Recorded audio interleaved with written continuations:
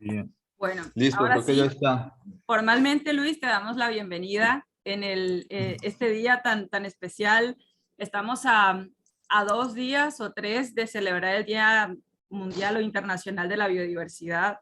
Así que ya vamos adelantando la celebración, hablando de estos animales que también forman parte de la diversidad biológica y a veces nos olvidamos, ¿no? Que al ser artrópodos, al ser venenosos, también son parte de la fauna nativa, también tienen su valor y no solamente porque tengan veneno, pues ya uno tiene que apartarlos del resto, ¿no? Tenemos que empezar a integrar a todos los animales como importantes y seguir acumulando conocimiento de las personas que se dedican a estudiarlos, que han dedicado, se han especializado en entender cómo funcionan para poder transmitirnoslo a nosotros después.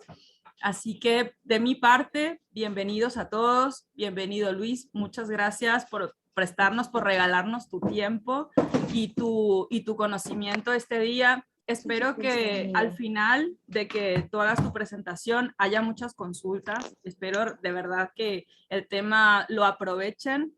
Y bueno, y las personas que estén conectadas ahora y que quieran recibir una constancia de asistencia, necesito que me pongan en el chat su nombre completo y su correo electrónico para que yo después de la charla descargo el chat y ahí puedo hacerles llegar todo por correo. Sí, así que bueno, terminé de presentar, Luis, somos todos tuyos. Bueno, Ira, muchísimas gracias. Como siempre, yo encantado de participar en estas instancias. Tú sabes que me gustan mucho, entonces es un placer para mí estar acá. Bueno, para quienes no me conocen, yo soy Luis García, yo soy docente en la Universidad de la República, particularmente en el Centro Universitario Regional del Este, en una de las sedes que tenemos en el país, que está ubicado pues en 33. Bueno, un poco atendiendo lo que comentaba Ira pues hablando, relacionándolo con todo lo que comentábamos sobre la diversidad y demás.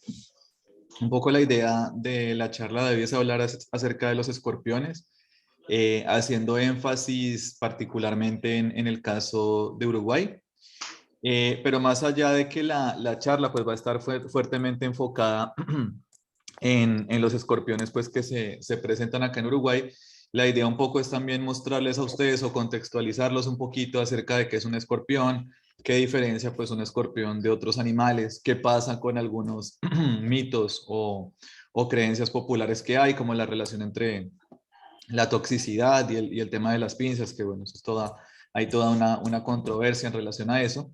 Y al final, pues dejé, o mi idea hoy es que al final ustedes que pues están atendiendo la charla, hagan consultas de mitos puntuales, ¿no? Yo no voy a ahondar mucho en lo que son los mitos, porque eso, pues acá tenemos gente de varios países, muchos de los mitos que hay en relación al tema, a la temática de los escorpiones, pues cambian de país en país. Entonces mi idea pues un poco es que al final de la charla tengamos un intercambio, que ustedes hagan las consultas pertinentes, si hay algo que no conozcan sobre los escorpiones, si hay algo que les llame la atención, algo que no hayan entendido, algo que de pronto les haya parecido controversial, entonces bueno, lo discutimos. Vamos a hablar también un poquito acerca del veneno. Y finalmente, pues vamos a hablar de especies peligrosas en general y también para el caso de Uruguay. Ahí les voy adelantando un poquito. En el caso de Uruguay, pues no hay muchas especies de importancia médica, entonces voy a mencionar algunas características de especies de países vecinos. Por supuesto, si tienen alguna pregunta adicional en relación a esto, desde pues que esté dentro de mi conocimiento, vamos a tratar de resolverlo. Bien. Bueno, perdón, Ira, ¿se escucha bien? ¿Todo en orden? ¿Se ve bien todo lo demás? Todo perfecto, Luis, muchas gracias. Listo. Bien, Ira, perfecto. Bueno, entonces, como les decía, antes de hablar o de entrar a definir qué es un escorpión, nosotros tenemos que ubicarnos como en ese gran mapa de qué animales se encuentran emparentados con los escorpiones o a qué grupo o a qué gran grupo animal, y hablando un poco del tema de la diversidad que mencionaba Ira hace un momento, en qué gran grupo animal se encuentran los escorpiones. Todos los escorpiones pues se encuentran dentro del filum Arthropoda. Los filum no se asusten con la palabra, son simplemente categorías taxonómicas, entonces una categoría taxonómica superior que abarca un gran número de diferentes grupos. Entonces, eso es básicamente la definición de filum. En el caso de este filum en particular, se llama el filum Arthropoda. El nombre de artrópodo pues viene o tiene una etimología griega. Viene de artron, que significa articulado, y podus, que significa pata. Entonces va a incluir todos aquellos animales invertebrados pues que tengan patas articuladas. Vamos a ver que además de esta característica de las patas articuladas, los artrópodos tienen otra peculiaridad, que es el exoesqueleto rígido. Es un esqueleto que cubre la parte externa del cuerpo, pero eso lo vamos a ver más adelante. Bueno, los artrópodos incluyen varios organismos. Acá ustedes pueden ver algunos de los más representativos. Incluyen, por ejemplo, los chinches, incluyen, por ejemplo, esto que son arañas de mar o insectos, en particular arañas de mar. Incluye crustáceos como los bichos bolita o los isópodos, e incluye también a los arácnidos. Una particularidad que tienen los artrópodos es que, o a nivel de importancia y en términos de diversidad, es que los artrópodos son el grupo más numeroso y más diverso del reino animal. Aquí nosotros podemos ver esta tendencia. Entonces esto simplemente son ranking de especies animales que existen. Y bueno, si nosotros hiciéramos en términos de total del número de especies y lo pusiéramos a escala, aquí ustedes pueden ver básicamente lo que es, por ejemplo, la diversidad de grupos como son los escarabajos. O sea, todas las especies, esa imagen grande nos representa como todas las especies de escarabajos conocidas. Pero ¿cómo recibir la asistencia? Perdón, hay un micrófono prendido. Te lo iban a decir ahora en la reunión.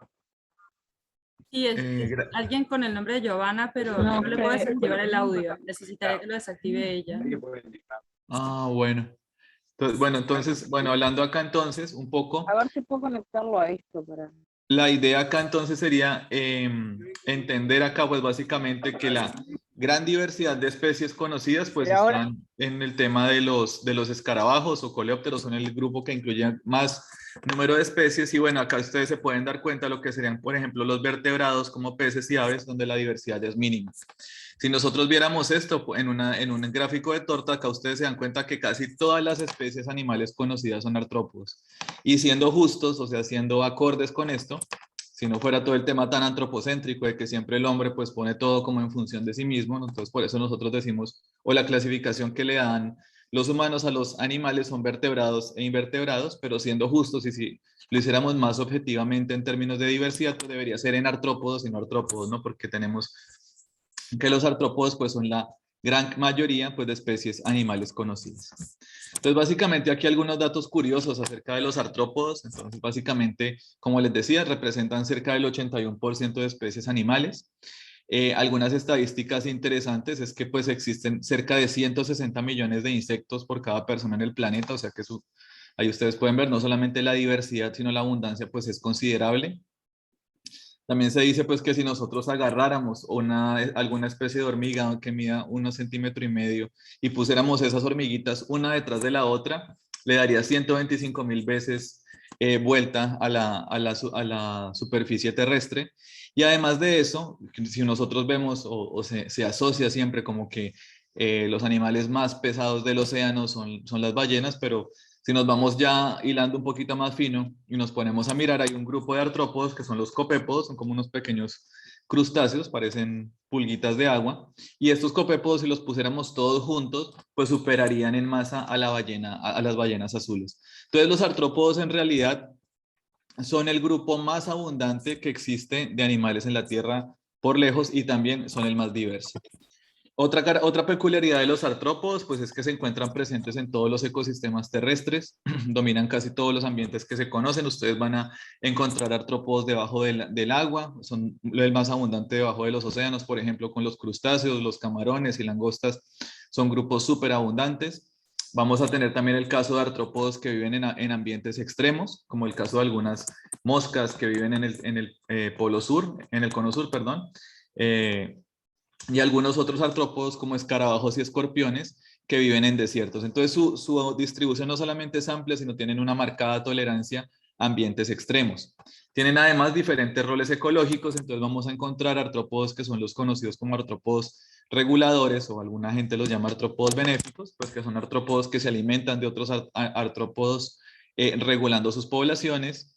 Tenemos también artrópodos pues que tienen alguna importancia a nivel sanitario, entonces tenemos algunos que actúan como plagas de plantas y también pues que pueden afectar a otros animales, como por ejemplo los piojos, garrapatas, que pueden actuar como parásitos. Y tenemos también otros artrópodos pues que tienen un rol muy importante como descomponedores, ¿no? Entonces mucha gente, por ejemplo, pregunta, bueno, ¿qué importancia tiene una mosca o qué importancia tiene una cucaracha? Son animales como que son sucios, son desagradables y bueno, ese rol que tiene una mosca es básicamente el de tomar esa materia fecal que deja un perro u otro animal, degradarla y devolver esos nutrientes al suelo.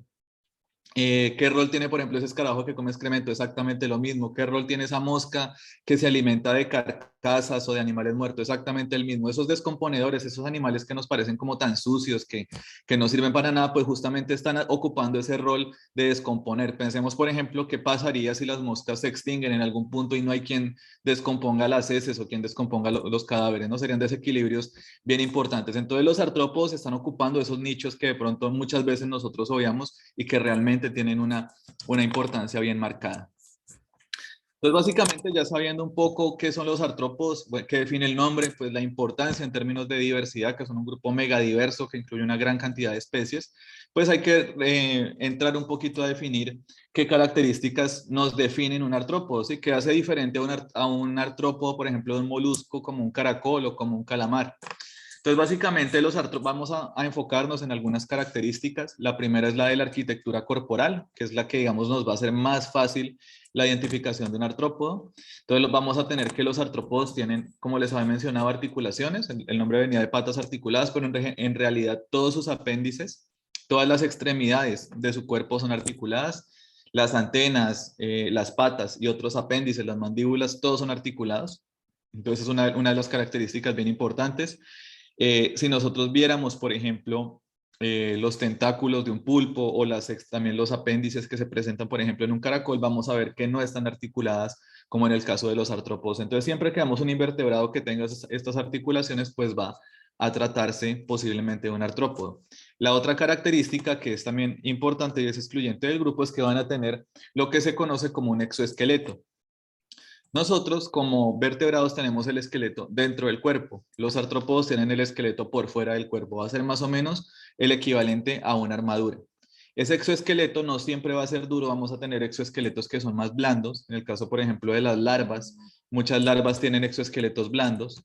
Mientras que otros animales, como por ejemplo los crustáceos, los bichos bolitas, pues van a tener, o los cascarudos, los escarabajos, van a tener exoesqueletos muchísimo más duros. De todas maneras, ese exoesqueleto va a ser lo que va a cubrir la parte interna del cuerpo del animal y le va a dar protección, entre otras funciones, ¿no? También sirve para regulación hídrica, sensorial, pero bueno, la principal o una de las principales justamente va a ser la de protección de los órganos internos.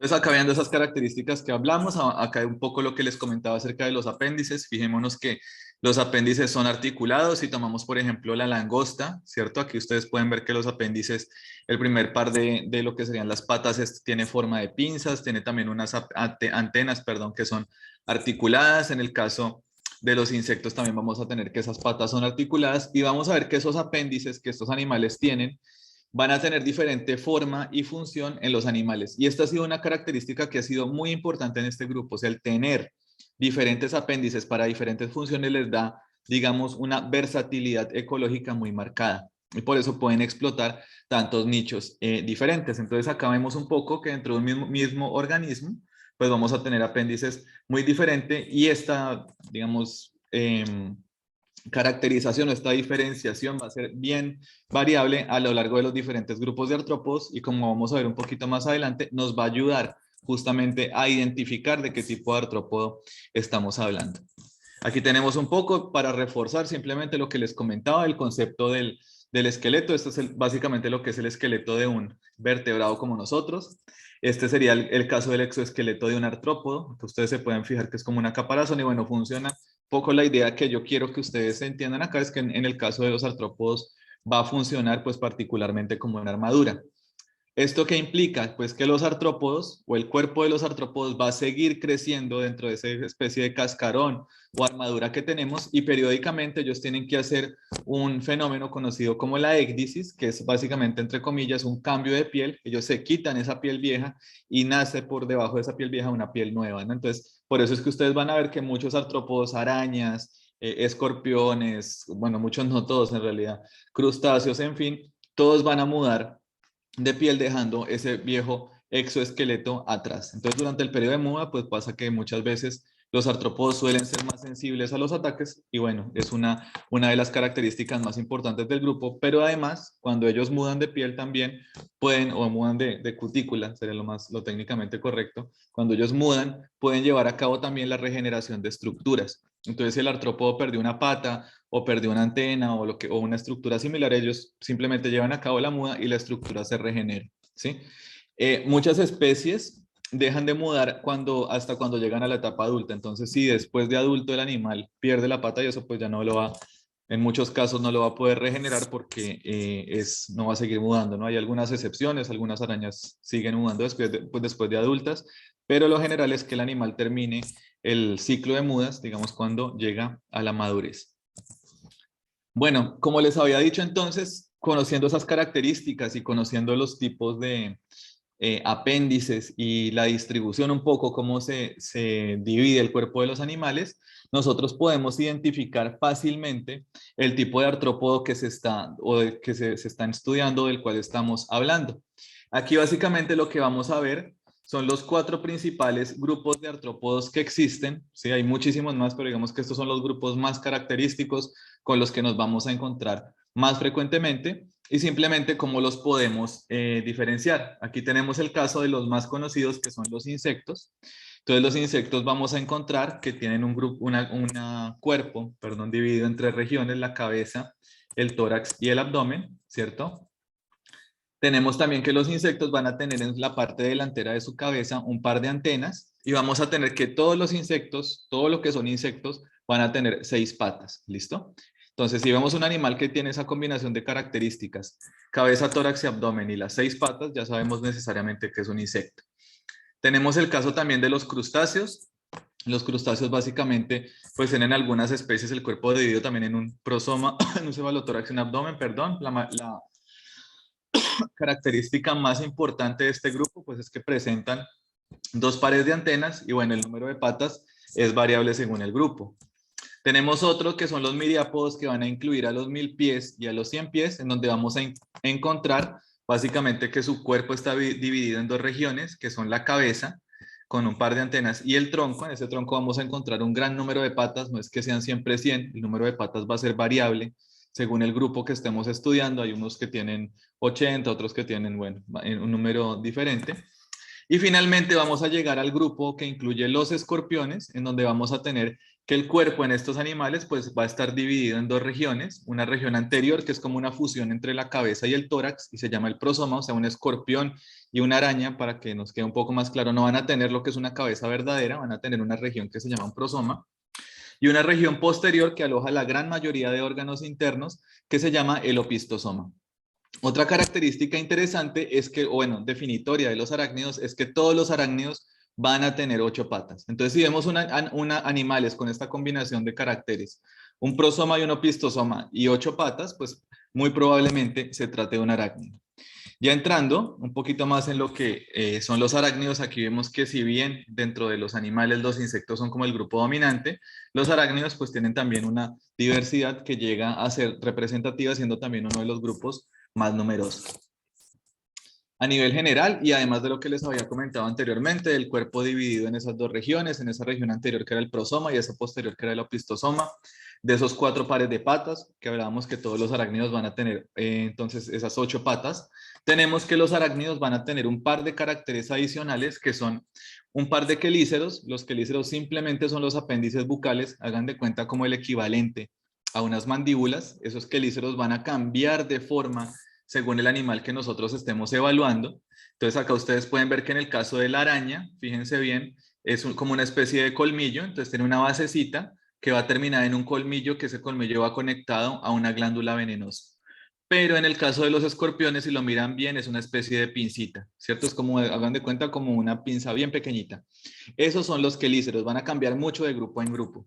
Y después tenemos lo que se conoce como los pedipalpos, que es un par de apéndices que están al lado de los quelíceros, que en el caso de las arañas, si se fijan, son una especie de patas muy chiquititas que están pegadas a los quelíceros. Pero en el caso de los escorpiones, si se fijan, son totalmente diferentes. Esas pinzas que nosotros se hablan en los escorpiones, el nombre técnico es pedipalpos, ¿sí?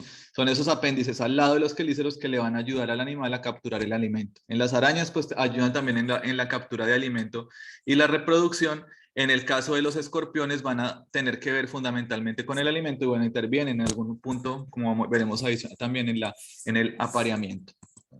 Bien, entonces los arácnidos acá pues vamos a ver que hay básicamente 11 órdenes conocidos. La gran mayoría de personas piensa que solo hay arañas y escorpiones, pero hay 11 órdenes, aquí ustedes pueden ver. Las garrapatas, bueno, arañas, tenemos acá las garrapatas, también son parte de los arácnidos, ácaros y garrapatas también se incluyen allí. Tenemos lo que son pseudoescorpiones, bueno, opiliones que les dicen también arañas chinche. Estos son otros grupos que se llaman arañas camello, no son arañas, son otro animal diferente. Y estos de acá, que son los órdenes menores de arácnidos, no ocurren acá en Uruguay, ocurren básicamente en regiones tropicales y algunos de estos, como los amblipígidos, que son este que vemos acá, que es muy parecido a una araña, pues han sido como bastante mediáticos, han aparecido en películas como Harry Potter, diciendo que son arañas súper mega venenosas, pero realmente son animales que no tienen veneno, no tienen ninguna característica que los haga peligrosos. Aquí vemos un poco para como desmitificar eso que se habla de que todos los arácnidos tienen veneno. Estos son pues básicamente los principales órdenes. Aquí ustedes pueden ver todos los órdenes de arácnidos que existen. Y acá dentro de esto solamente los pseudoescorpiones, algunos ácaros, arañas y escorpiones realmente tienen veneno para capturar a sus presas. Todos los demás arácnidos no estarían teniendo veneno para capturar. Y en el caso, por ejemplo, de los pseudoescorpiones, que son estos animalitos que están acá, o también conocidos como falsos escorpiones, ellos tienen veneno, pero son tan pequeños, son animalitos muy, muy chiquitos, apenas de pocos milímetros, entonces es imposible que puedan llegar a ser peligrosos para el hombre. El veneno, por ejemplo, en el caso de los pseudoescorpiones, se usa fundamentalmente para capturar a sus presas, digamos que es el rol más importante. Entonces, de acuerdo con esto, digamos, los de arácnidos que incluirían especies de importancia médica según el veneno, pues serían algunas especies de ácaros y garrapatas que sí pueden, digamos, mediante esa secreción de veneno afectar de alguna manera al hombre, y arañas y escorpiones. Bien, aquí ya entonces entrando, ya vimos un pantallazo general de lo que son los arácnidos, entonces un poco la idea ahora es entrar a ver cuáles son las características o qué nos identifican un escorpión dentro de los arácnidos, cómo podemos hacer nosotros para diferenciarlos. Entonces, básicamente, acá para ubicarnos un poquito en lo que son los escorpiones, no hay, desafortunadamente, como en el caso de otros arácnidos, perdón, no hay catálogos que nos documenten la diversidad de los escorpiones en tiempo real, o sea, solamente dependemos de las revisiones que hacen algunos especialistas, entonces son personas que se ponen como a revisar listados de especies, a ver cuántas hay. En los últimos listados de especies pues se registran alrededor de 2.500 especies, pero es una información un poquito vieja, o sea que seguramente este número ya haya aumentado. Y dentro de estas 2.500 especies que se identificaron o que se conocen a nivel mundial, se dice que solamente 50 serían peligrosas para el hombre. Si ustedes se fijan, digamos, el porcentaje es bastante bajo de especies peligrosas en relación a las que, digamos, existen o se conocen en la actualidad. Los escorpiones, pues básicamente tienen un poco la morfología que habíamos hablado de los arácnidos general. Entonces, si ustedes se acuerdan, habíamos dicho que los arácnidos tenían sus 4 pares de patas. Acá vemos las 8 patas que tiene este escorpión de acá. Su cuerpo estaba dividido en una región anterior que es el prosoma, que va a ser este pedacito que vamos a ver acá. En algunos textos le dicen carapacho o caparazón. También lo van a encontrar con esos nombres, sobre todo el de la parte dorsal. Y tenemos también lo que se conoce como el opistosoma, que es toda la región correspondiente al abdomen, donde están los órganos internos del animal. Y esta se va a dividir en 2 partes, la parte anterior o la parte más robusta, que es el mesosoma, y la parte final, que lo que normalmente la gente le llama cola, que es el metasoma. Sí, ese metasoma no es verdaderamente una cola, como sería la cola de un reptil o la cola de un mamífero, de un perro, sino esto realmente es parte del abdomen del animal. Y en este metasoma viaja todavía parte del intestino del escorpión. Entonces, por eso muchas veces si la gente cree que le corta la cola al escorpión va a seguir vivo, eso es falso porque le está cortando justamente parte del intestino, ¿no? Lo está condenando a muerte al pobre escorpión. Y al final del metasoma, pues vamos a tener esa estructura conocida como telson, pues que va terminada en un aguijón venenoso. Si nosotros agarramos este pedacito, el último segmento, y lo diéramos vuelta, vamos a ver acá una especie como en la conexión o el segmento final que se conecta al aguijón, va a tener un pequeño porito que es donde está el ano del escorpión, ¿no? El ano del escorpión, digamos, va a estar en esta zona. Entonces, por eso cuando le cortan la cola, pues le están evitando al animal justamente llevar a cabo el proceso de excreción. Otra característica bien interesante de los escorpiones es que tienen este par de alitas que vemos en la parte ventral. Esos se llaman los peines o pectinas, lo van a encontrar con ese nombre. Aquí vemos, si sacáramos esta estructura se vería así. Son como un par de alitas que el animal tiene en su parte ventral y eso le sirven a él para hacer quimiorrecepción y también como estructura sensorial. Quimiorrecepción se refiere como a sentir estímulos químicos y también a sentir vibraciones y otros estímulos del suelo. Tenemos de nuevo acá los pedipalpos, entonces los pedipalpos son, acuérdense que terminaban en esa forma de pinza, aquí no se ve muy bien, los pedipalpos son muy ricos en pelos, unos pelitos que se llaman tricobotres, entonces tienen una función sensorial súper importante, el escorpión se orienta mucho con ellos, los usa para sentir vibraciones, para captar diferentes estímulos. Y tenemos acá los quelíceros, que es con lo que él se alimenta. Acuérdense que los arácnidos todos tienen quelíceros. Él los mantiene guardados casi todo el tiempo, excepto cuando se va a alimentar. Y como les decía hace un momento, si los sacáramos y los disectáramos, pues se verían así como una especie de pincitas con dentículos que el animal usa para desgarrar. Abajo vamos a tener también, en el caso del escorpión, en el abdomen, unas aberturas que se llaman espiráculos, que es por donde él respira. Y bueno, finalmente esto lo vamos a ver en detalle, el tema de la terminación, que es el aguijón venenoso, ¿no? Una salvedad acá es que todos los escorpiones, no olvidar que tienen veneno, ¿sí? Esto es algo que yo voy a hacer muy enfático en la charla y bueno, lo voy a repetir cada tanto. Todos los escorpiones tienen veneno, pero no significa que ese veneno sea peligroso para el hombre, ¿no? En los escorpiones el veneno, recordar eso, lo vamos a ver un poquito, en muchos casos ha evolucionado para capturar a las presas, ¿sí? El veneno de los escorpiones tiene la finalidad de que el animal pueda paralizar rápidamente lo que va a consumir, no es para matar o dedicarse a perseguir seres humanos. Ese es un mensaje que interesa que queda y bueno, que vamos a ir viendo a lo largo de la charla. Bien. También tenemos en el tema del prosoma, en la parte dorsal tenemos lo que son los ojos del escorpión. No sé si alguien sabía, pero bueno, básicamente los escorpiones, como en el caso de las arañas, tienen 8 ojos, tienen un par de ojos acá centrales, que son los que estamos viendo, y tienen 3 ojitos acá a cada lado, o sea, 6, 3, 6 y 8, estos ojitos más pequeñitos que están al lado del caparazón. Y bueno, la función de los ojos en los escorpiones es como muy discutida. Hay gente que dicen que ellos ven muy bien o que pueden percibir orientarse bien por los ojos, que los ojos, por ejemplo, pueden percibir inclusive el tema de navegación con estímulos como las estrellas y similar, pero hay otras personas pues que dicen que los ojos del escorpión pues son bastante rudimentarios y solamente les servirían para captar diferencias de luz, ¿no? Cuando está de día y cuando está de noche. Entonces hay como una cambio importante. Pero lo que sí nos dicen mucho los ojos es el estilo de vida del escorpión. Entonces muchos escorpiones, pues como los que viven en el suelo y los que tienen actividad más expuestos, digámoslo así, van a tener los ojos desarrollados. Y hay otros como este que vemos acá, en donde pues esos ojos del medio se pierden, ¿no? Vamos a tener esos que llaman escorpiones ciegos, que son básicamente especies de escorpiones que pueden vivir debajo del suelo o en la hojarasca, donde ustedes se fijan acá, fíjense acá que acá estaban los ojitos, y en este otro, cuando miramos, esos ojitos están ausentes, ¿no? Estos escorpiones solamente tienen ojos a los lados, los ojos laterales, que se dice que solamente le permiten percibir cambios de luz, y bueno, estos escorpiones viven muy debajo de la hojarasca, o muchas de estas especies que no tienen los ojos, pues básicamente se encuentran en cuevas donde no es necesario pues percibir los cambios de luz.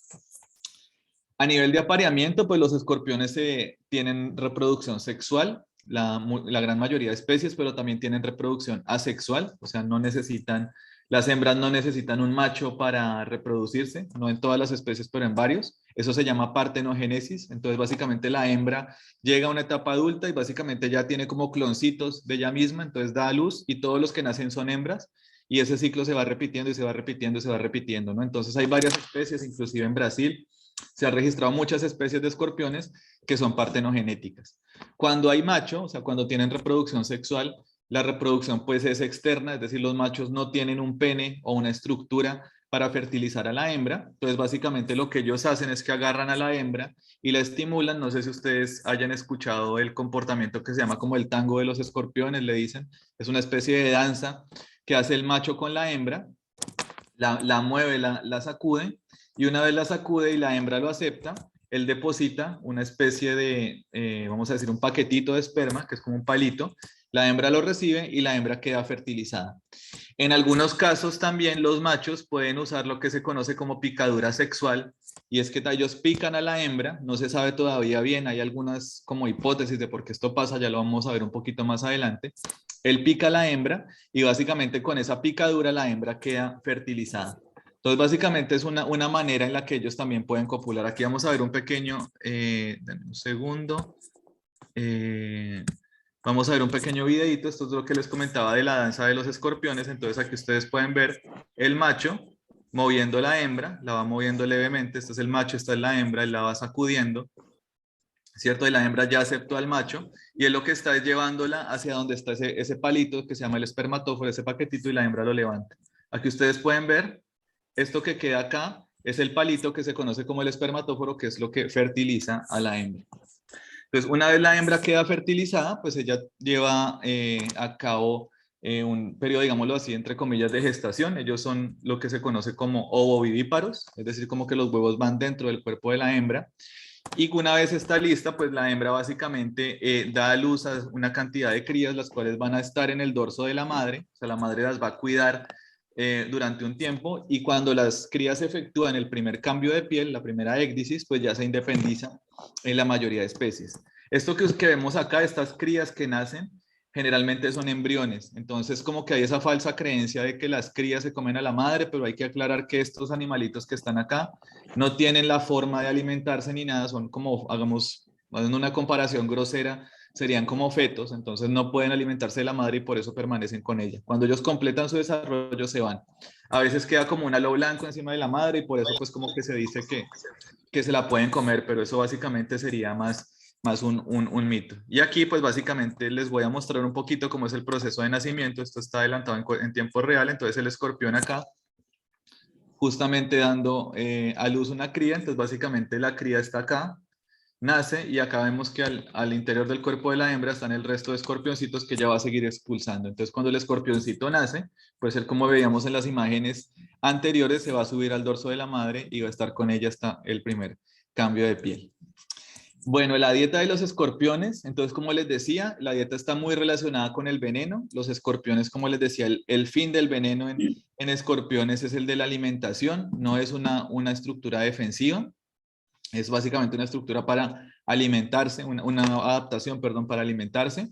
Entonces ellos se alimentan de otros animales, fundamentalmente consumen otros artrópodos como arañas, hay muchísimos registros de escorpiones alimentándose de arañas, consumen también insectos que pueden ser perjudiciales como cucarachas, grillos, entre otros, y pueden llegar a consumir también pequeños vertebrados, ¿no? Hay registros de escorpiones alimentándose de pequeños vertebrados como lagartos o incluso de vertebrados de porte medio como serpientes. Entonces su dieta, digamos, es muy abarcativa, pero siempre va a ser depredadora, ¿no? Entonces eso les da, digamos, un rol importante como controladores de otras poblaciones de animales y de artrópodos, ¿no? Que eso no se tiene mucho en consideración.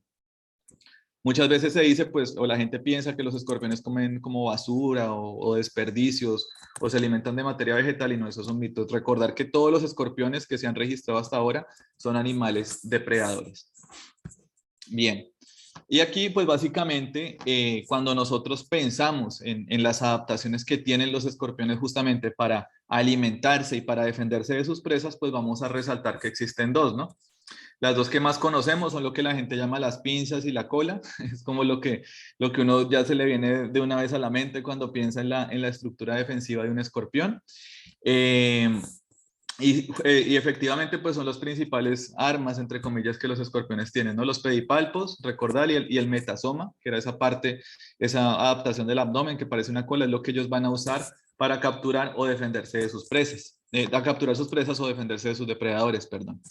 Vamos a empezar un poquito hablando del tema de las pinzas. Entonces las pinzas van a tener una forma, bueno, primero las pinzas, esto no se asusten, es simplemente una imagen, esto es como si hicieran una tomografía, perdón, esto es la tomografía de las pinzas de un escorpión y aquí se ve básicamente que es una estructura muy rica en músculos, entonces las pinzas de los escorpiones están muy enriquecidas con músculos y bueno, ese enriquecimiento de músculos pues se va a presentar más o va a ser mayor entre más ancha sea la pinza de la que estamos hablando, ¿no?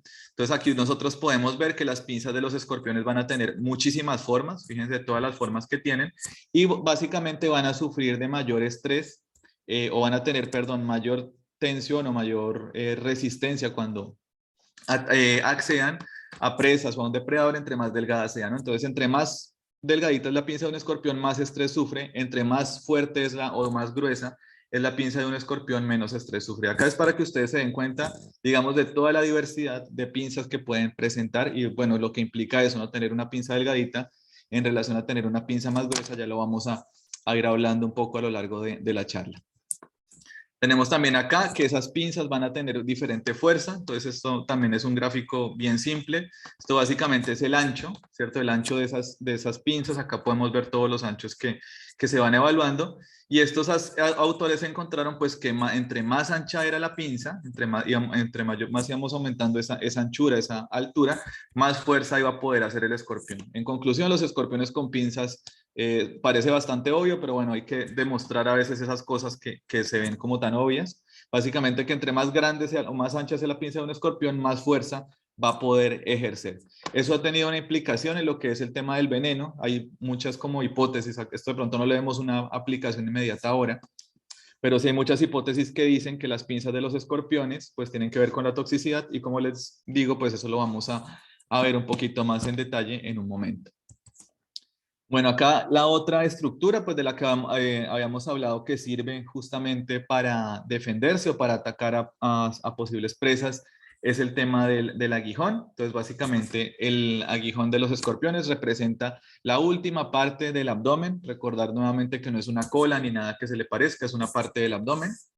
Esa estructura de los escorpiones aquí nosotros lo podemos ver, esto también es una tomografía de cómo es el aguijón, o sea, como viendo la interior de lo que sería el aguijón de esos escorpiones. Entonces acá lo vemos en diferentes, unas vistas desde arriba, las vistas desde abajo y vista de lado. Y aquí lo que podemos ver, esto que está marcado en rojo son músculos, en rojo y en naranja son músculos que están antes del aguijón. Entonces básicamente lo que hace estos músculos es un movimiento donde ellos apretan o empujan hacia arriba y apretan estos bolsitas azules que son las glándulas de veneno. Entonces cuando el animal hace fuerza con estos músculos de acá, pues va a llevar a cabo lo que es la inyección de las toxinas. Muchas veces también pues se dice que el tamaño de la glándula de veneno, ¿sí? ¿Qué tanto veneno carga el animal? Pues va a estar relacionado justamente con este último segmento del aguijón en escorpiones. Entonces acá el rol o uno como se ha estudiado más bien el rol del veneno en escorpiones, pues ha sido desde dos perspectivas, básicamente. Una perspectiva es a través de la defensa y otra perspectiva es a través o se relaciona con la captura de presas. La defensa ha sido lo que más se ha estudiado porque hay mucho tema de los accidentes escorpiónicos, entonces que por qué pican, qué implica que pique, que si el veneno me va a matar, que si no me va a matar. Entonces básicamente ha sido, digamos, lo que más se ha explorado. En general, pues el veneno de los escorpiones tiene una gran cantidad de compuestos, es un cóctel, como se dice, un cóctel de diferentes toxinas, de diferentes elementos. Básicamente los elementos que son más tóxicos van a ser pues las proteínas que tiene, si ellos van a tener proteínas pues que van a derivar Básicamente las proteínas de cadena corta que se llaman péptidos son los que van a tener propiedades tóxicas, entonces son los que interfieren básicamente con unos canales que se llaman canales de sodio y de calcio, entonces trancan lo que es la sinapsis o los impulsos nerviosos y bueno, eso es lo que lleva a parálisis y también pues van a tener otra cantidad de compuestos que van a tener que ver con la limpieza del animal, algunos venenos pues se usan, digámoslo así, para degradar también a la presa, para también inhibir a ciertos microorganismos, entonces el cóctel de los escorpiones representa, digamos, una fuente de materiales bastante interesante y con mucha aplicación, que también es una de las ideas que nos quede en esta charla. Tenemos que, bueno, uno de lo que, además de la composición de toxinas, pues se ha estudiado también mucho cómo se defienden los escorpiones, es decir, qué hace un escorpión cuando es atacado por un animal y cuánto veneno inocula, ¿no? O sea, si la primera picadura es más venenosa que la segunda, ¿qué pasa? Hay picaduras secas. Entonces, estos autores pues hicieron un trabajo bien interesante en donde ellos básicamente evaluaban cuánto, justamente se hacen esa pregunta, ¿cuánto veneno inocula un escorpión? Si yo lo molesto, ¿cuánto me puede llegar a inocular? Entonces, básicamente ellos lo que encontraron es que los escorpiones básicamente inyectaban veneno, esta especie que ellos estudiaron, obviamente lo vamos a restringir a esa especie, que esa especie que ellos encontraron inoculaba una gran cantidad de veneno en las primeras 3 picaduras. Después de las 3 picaduras lo que el animal hace es tratar de picar, pero inyecta mucho menos veneno y trata de economizar ese veneno. Eso se debe pues básicamente a que el veneno pues es una estructura una sustancia bastante costosa, es decir, un escorpión no está produciendo veneno permanentemente, ni lo está usando, ni lo está desperdiciando, eso le lleva muchísima energía a producir el veneno, entonces ellos van a tratar de optimizarlo cuando sea posible. También encontraron pues que la composición del veneno varía inclusive a nivel de machos y hembras en escorpiones, entonces este fue un hallazgo bien interesante porque ellos encontraron pues básicamente que los machos producían en una especie de escorpión, esta que estamos viendo acá, que se llama Centruroides vittatus, los machos tenían un perfil químico diferente al de la hembra. Ellos decían, ¿por qué? Porque si los dos pues capturan presas, porque los machos producirían un veneno diferente. Entonces lo que ellos hicieron fue poner a machos y hembras de ese escorpión frente a ratones, ratones que son depredadores de escorpiones, entonces el ratón atacaba al escorpión y miraban qué pasaba. Y lo que encontraron básicamente es que frente a los machos, los ratones se limpian más las patas cuando son picados que frente a las hembras. Eso se debe a que los machos están más expuestos a depredadores y en el caso de ellos el veneno no sería tóxico, sino sería doloroso. O sea, es una picadura que le produce al depredador muchísimo dolor y hace que se esté limpiando más tiempo. En el caso de las hembras, que están menos expuestas a los depredadores, el veneno no sería tan doloroso, sino sería más tóxico porque el rol de ellas va a ser alimentarse. Y también tenemos algunos otros ejemplos en donde se ve que el veneno de macho o inclusive la glándula que ustedes pueden ver, la glándula de veneno de machos y hembras cambia porque resulta que las toxinas, perdón, además de las toxinas, los machos pues tendrían otros compuestos que usan en estos fenómenos que se conocen como picadura sexual. Entonces ellos tendrían, además de inocular veneno, inocularían otras sustancias a la hembra durante el apareamiento para ayudar a que la hembra pues básicamente copule con ellos. ¿A dónde voy con todo esto? Que básicamente no toda la inoculación no todas las picaduras de los escorpiones pues van a inocular necesariamente el mismo tipo de veneno ni con la misma toxicidad, sino esos componentes van a depender de muchos factores, como es no solamente la especie de escorpión, sino también el sexo del escorpión del que estemos hablando. Bueno, y acá básicamente no solamente tenemos que el tipo de veneno nos va a influenciar la defensa en escorpiones, sino también la manera en la que ese veneno es, digamos, inoculado.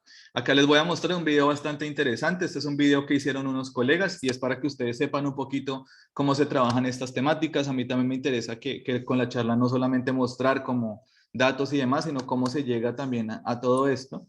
Entonces, este es un trabajo que hicieron unos compañeros de Holanda, unos colegas de Holanda y Portugal con los que trabajamos. Y básicamente acá ustedes pueden ver cómo se puede analizar esto. Esto es un poco lo que les comentaba, los experimentos que se hacen, donde básicamente se enfrentan un escorpión y un ratón para ver cómo se defiende. Y lo que ellos querían mirar era cómo variaba, pues, básicamente la defensa en escorpiones con diferentes tipos de morfología. Entonces, básicamente se buscan los escorpiones, así se estimulan para ver cómo atacan, y esta es la manera en que se puede mirar, por ejemplo, la trayectoria en la que ellos inoculan el veneno. Entonces esto se hace con cámara rápida, se pone un escorpión, se le pone un estímulo y se mira la forma en que el escorpión está moviendo el aguijón. Eso se pasa pues a una especie de modelo matemático.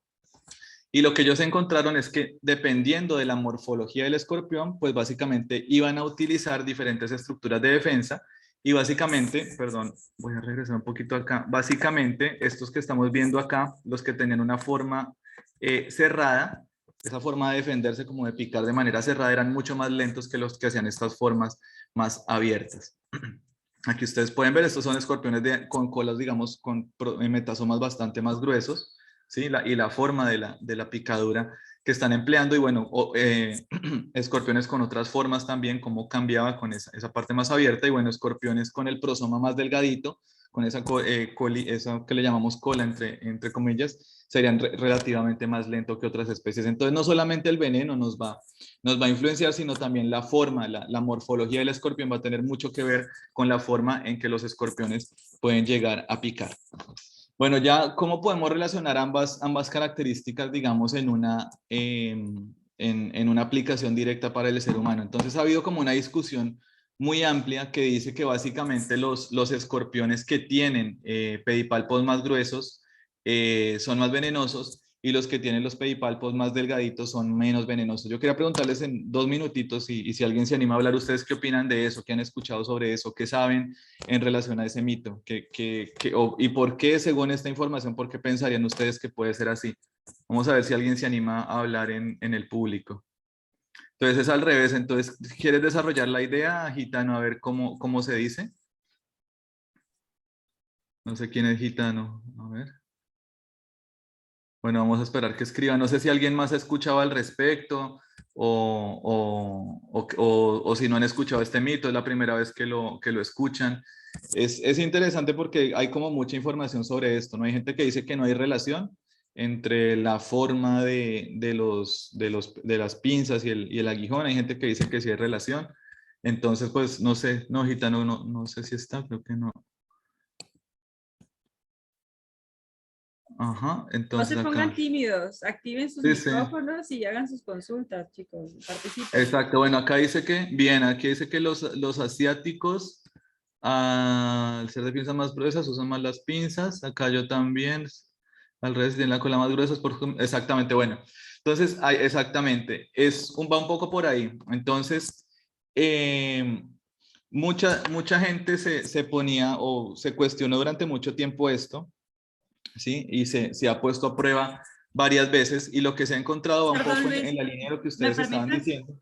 me ¿Cómo? permites interrumpirte antes de que lo Sí, desarrolles? sí, Ira. Bueno, yo quería contar que hay en internet un afiche circulando cada tanto tiempo que se populariza rapidísimo. ¿Viste estas reglas donde matemáticas, donde esto es peligroso y esto no? ¿No? Que te ponen que el escorpión que tiene doble aguijón es peligroso y si las pinzas son delgadas y largas también es peligroso. Eso es algo que siempre que una persona consulta cuál es peligroso, alguien lo comenta. Y creo que viene un poco por ahí tu pregunta, ¿no? A ver si lo habíamos escuchado. Yo no Sí, sé si exactamente. entre los participantes hoy haya gente que lo haya visto, pero yo lo veo todo el tiempo en las consultas que me hacen y está bueno que lo aclares porque por ahí uno se queda con esa idea. Sí, exacto. Entonces, bueno, eso es como un tema que se ha discutido mucho y bueno, gracias a todos por los comentarios. Y eso se puso a prueba recientemente, ¿no? Entonces, básicamente, lo que se encontró va un poco con lo que decía Gitano, aunque pues no es solamente en especies asiáticas, Gitano, acá en América tenemos también especies con pinzas muy gruesas, ahora lo vamos a ver. Digamos, los que más conocemos son asiáticos porque es de pronto lo que más se muestra en internet o todo, pero acá hay especies también bien engrosadas, con que las bien engrosadas en América. Y básicamente acá un colega, también este colega holandés, él hizo un estudio donde él básicamente empezó a evaluar qué pasaba con escorpiones con pinzas gruesas y con pinzas delgaditas cuando los molestaba. Básicamente lo que se hacía era una prueba como la que vimos hace un momento en el video, donde básicamente se apretaba un escorpión con una pinza y se miraba cómo se defendía. Y lo que él encontró justamente fue que los escorpiones con las quelas más gruesas, con los pedipalpos más gruesos, usaban mucho más las quelas para defenderse que el aguijón. Él relacionó eso también en el otro extremo y encontró básicamente, bueno, en los de pinzas delgadita encontraba algo un poquito más mix, si bien también usaban el aguijón, habían unos que usaban ambas estrategias, pinzas y aguijón de manera simultánea. Él trató de evaluar esta relación también respecto a la toxicidad y bueno, básicamente lo que él encuentra es que las especies que tienen el dedo móvil, o sea, la partecita de abajo de la pinza más larga, serían más tóxicas. Eso es básicamente lo que sabemos más que el ancho. Sin embargo, hace una semana, y este trabajo es de hace, sí es muy reciente, creo que hace una semana o un mes, encontraron pues básicamente que los escorpiones, con que las más estrechas, o sea, con el ancho, digamos, la altura de la quela más bajita, serían más tóxicos que los que tiene la quela más amplia, ¿no? Ellos usaron varias especies de escorpiones, creo que fueron unas 4 o 5 especies que presentaban un mix de ambas características y sí encontraron eso. Este trabajo, pues como les digo, salió hace muy poquito, salió hace alrededor de una semana, un poco menos, y está pues también bastante cuestionado, ¿no? Hay gente que dice que pues no está tan bien, que hay problemas en la metodología, pero digamos es como de los primeros en poner a prueba esa hipótesis que como que está popularizada, pero no se ha llevado a cabo. Y también se relaciona acá, escribió, perdón un segundito, Gitano, exacto, se relaciona también con la captura de presas, pero eso lo vamos a ver en otros trabajos que hay más adelante. Entonces, esto es un poco la información que existe respecto al tema del grosor y bueno, va relacionada con esa, digamos, compensación. En ecología lo van a encontrar ustedes como el nombre de trade-off, entre lo que es tener unas pinzas gruesas y unas pinzas delgaditas y un aguijón potente o un veneno potente o aguijón potente y un veneno más débil. Respecto a lo que dice Ira del doble aguijón y todos los otros mitos que también están buenos, los vamos a ver un poquito ahora y bueno, vamos a hablar cómo cambia eso y qué implica eso para identificar especies de importancia. Bueno, a nivel de interés médico, entonces habíamos hablado entonces ya entre esa relación y bueno, el tema de la toxicidad, de que los escorpiones inoculaban veneno y que es como un cóctel bien enriquecido de diferentes sustancias. En lo que interesa particularmente al ser humano, o sea, la importancia que puede tener al ser humano, pues se debe a que esos toxinas de escorpiones, esto es básicamente las formas que pueden tener diferentes proteínas de estas que afectan o que se extraen del veneno de los escorpiones, esas proteínas inhiben lo que son los canales iónicos, entonces eso puede sonar como muy complicado, pero es bastante simple. Entonces básicamente, si ustedes saben, nuestro sistema nervioso funciona con canales de sodio y potasio, entonces como que un estímulo nervioso va viajando, por eso como dan de cuenta que es como una autopista de sodio y potasio. Y estas toxinas lo que hacen es bloquear esas autopistas. Entonces, cuando va el estímulo nervioso, esta toxina se une y lo que hace es trancar el estímulo. Cuando se tranca el estímulo, pues se pierde, por ejemplo, movilidad, se pierde motricidad y eventualmente pues se pueden perder funciones más importantes como la respiración, ¿no? Entonces, lo que hace una neurotoxina fundamentalmente es eso. En el caso de algunos escorpiones, acá hay una pregunta que hace Nilan, que eso lo vamos a discutir al final, no me dejes olvidar, por favor, Nilan, que está muy buena tu pregunta, ahora la vemos al final. Entonces,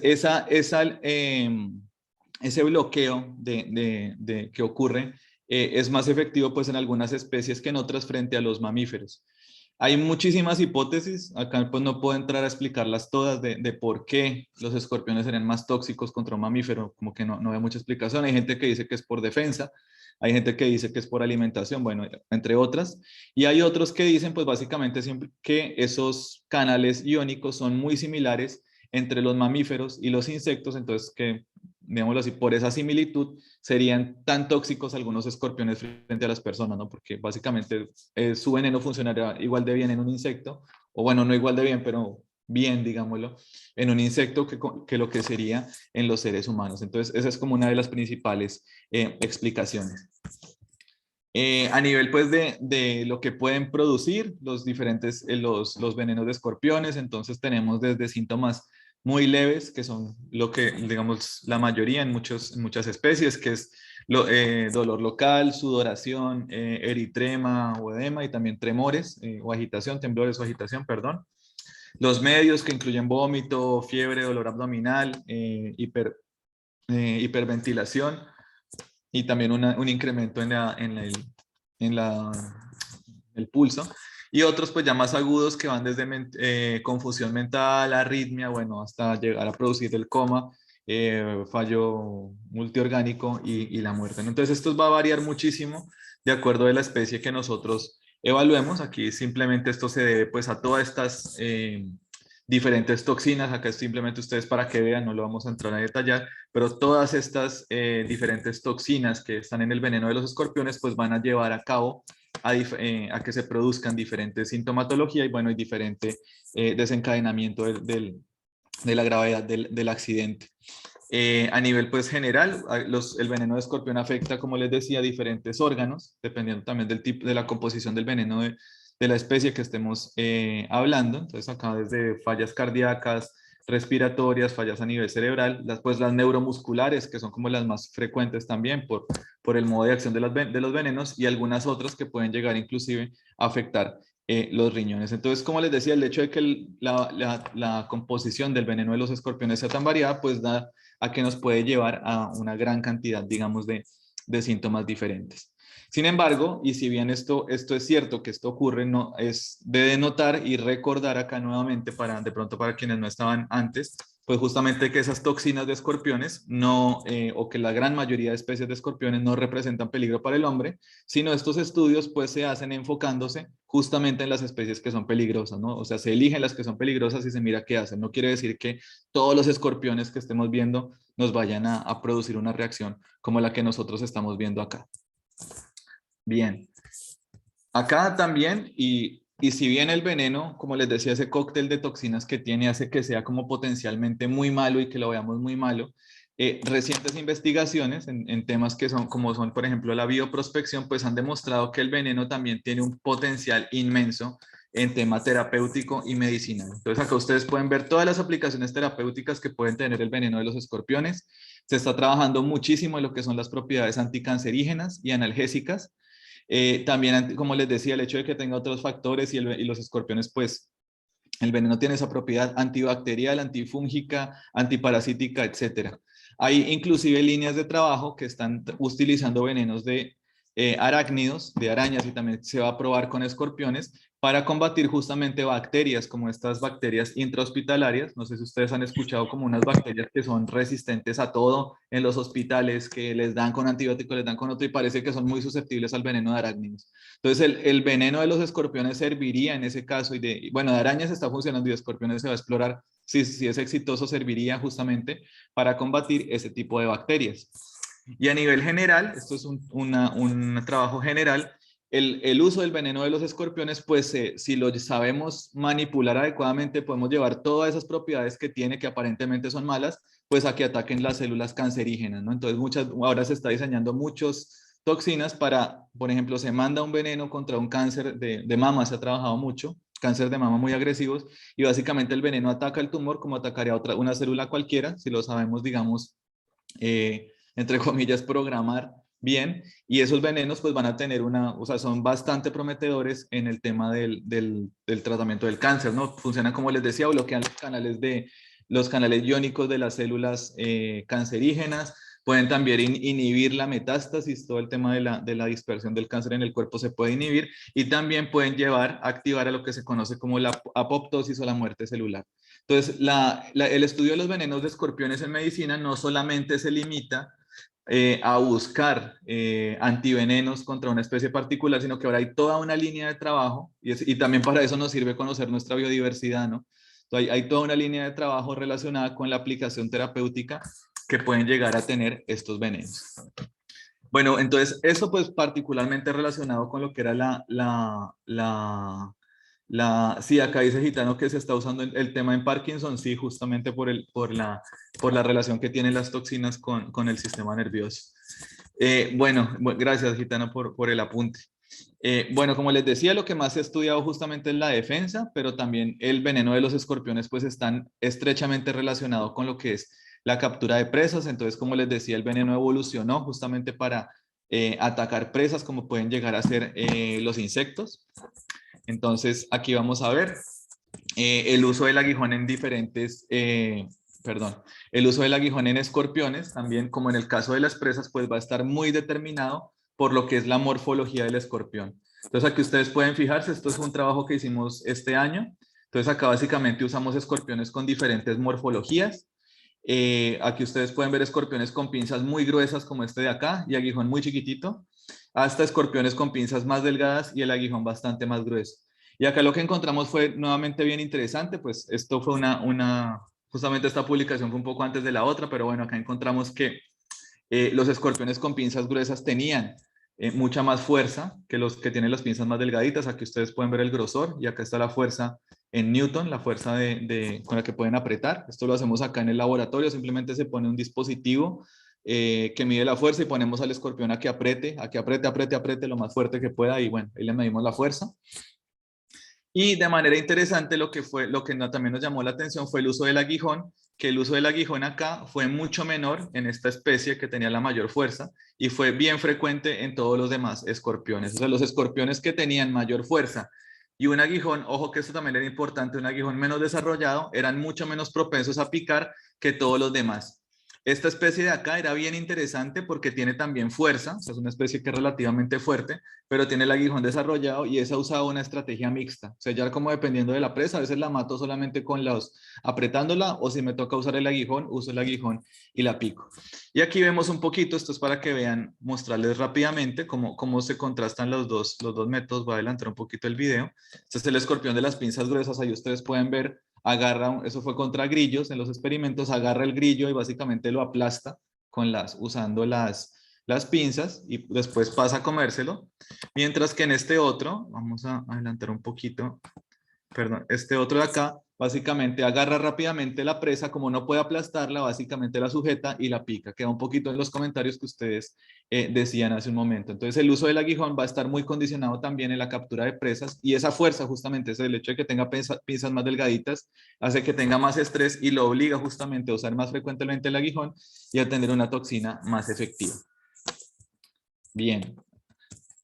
Bueno, aquí ya entonces eso es un poco hablando de lo que es la anatomía de los escorpiones, un poco de las armas que tienen los escorpiones, de lo que eran las pinzas y el aguijón. Acá vamos a hablar un poquito de la familia que incluye las especies de importancia médica en América. No voy a hablar de todas las especies de importancia médica en América porque son varias. Me voy a enfocar en las de Uruguay, perdón. Pero sí voy a mencionar la familia. Esta es la familia principal o la única familia que presenta especies de importancia médica, es la que se conoce como la familia Buthidae. ¿Sí? Ustedes la van a conocer, esta familia la van a encontrar pues en muchos libros de texto. Es una familia pues que se caracteriza, mucha gente dice no, se caracteriza por el color, no, se caracteriza por las pinzas, no. Realmente eso nos puede ayudar, pero no es la característica determinante. La característica determinante de la especie es básicamente mirarle el esternón, o sea que tenemos que matar el animal o inmovilizarlo, ponerlo en una lupa y mirarle el esternón, que es una plaquita que hay justo arriba de las pectinas. ¿Se acuerdan? Las pectinas eran como esas alitas que tiene el escorpión, que tienen como una función sensorial, esa especie como de paleticas que tiene en la parte ventral. Arriba de esas estructuras vamos a encontrar lo que es el esternón y el esternón en Buthidae va a tener en la familia una forma triangular. Si vemos ya que tiene esa forma triangular y bueno, lo combinamos con otros caracteres como ahí sí, ya las pinzas puedes entrar a ayudarnos un poquito más, entre otras características pues que ya son más a nivel de especialistas, pues ya podemos decir que se trata de esta familia.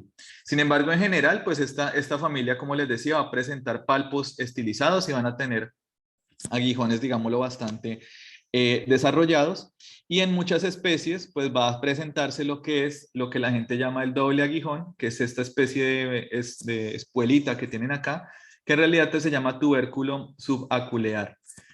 ¿Esto qué pasa? Mucha gente ya dice que esta combinación dice que es venenoso y esto no es cierto, eso va a ser muy variable según el país, porque hay bútidos que tienen el tubérculo subaculear como este de acá, pero hay otros que no lo tienen, ¿sí? Hay, por ejemplo, las especies europeas de Buthidae, hay una que se llama Buthus, casi no presentan el tubérculo subaculear. Entonces vamos a tener que, el tubérculo va a depender del país o esa regla del doble aguijón, que en realidad no es un doble aguijón, es más bien una espuela. Esa regla del doble aguijón va a depender mucho de la localidad en donde nos encontremos. Aquí lo pueden ver, esta es la ilustración y así es como se ve realmente. Este es lo que sería un ejemplo de lo que puede ser el tubérculo subaculear y eso va a variar también dependiendo de la especie de Titius que estemos viendo.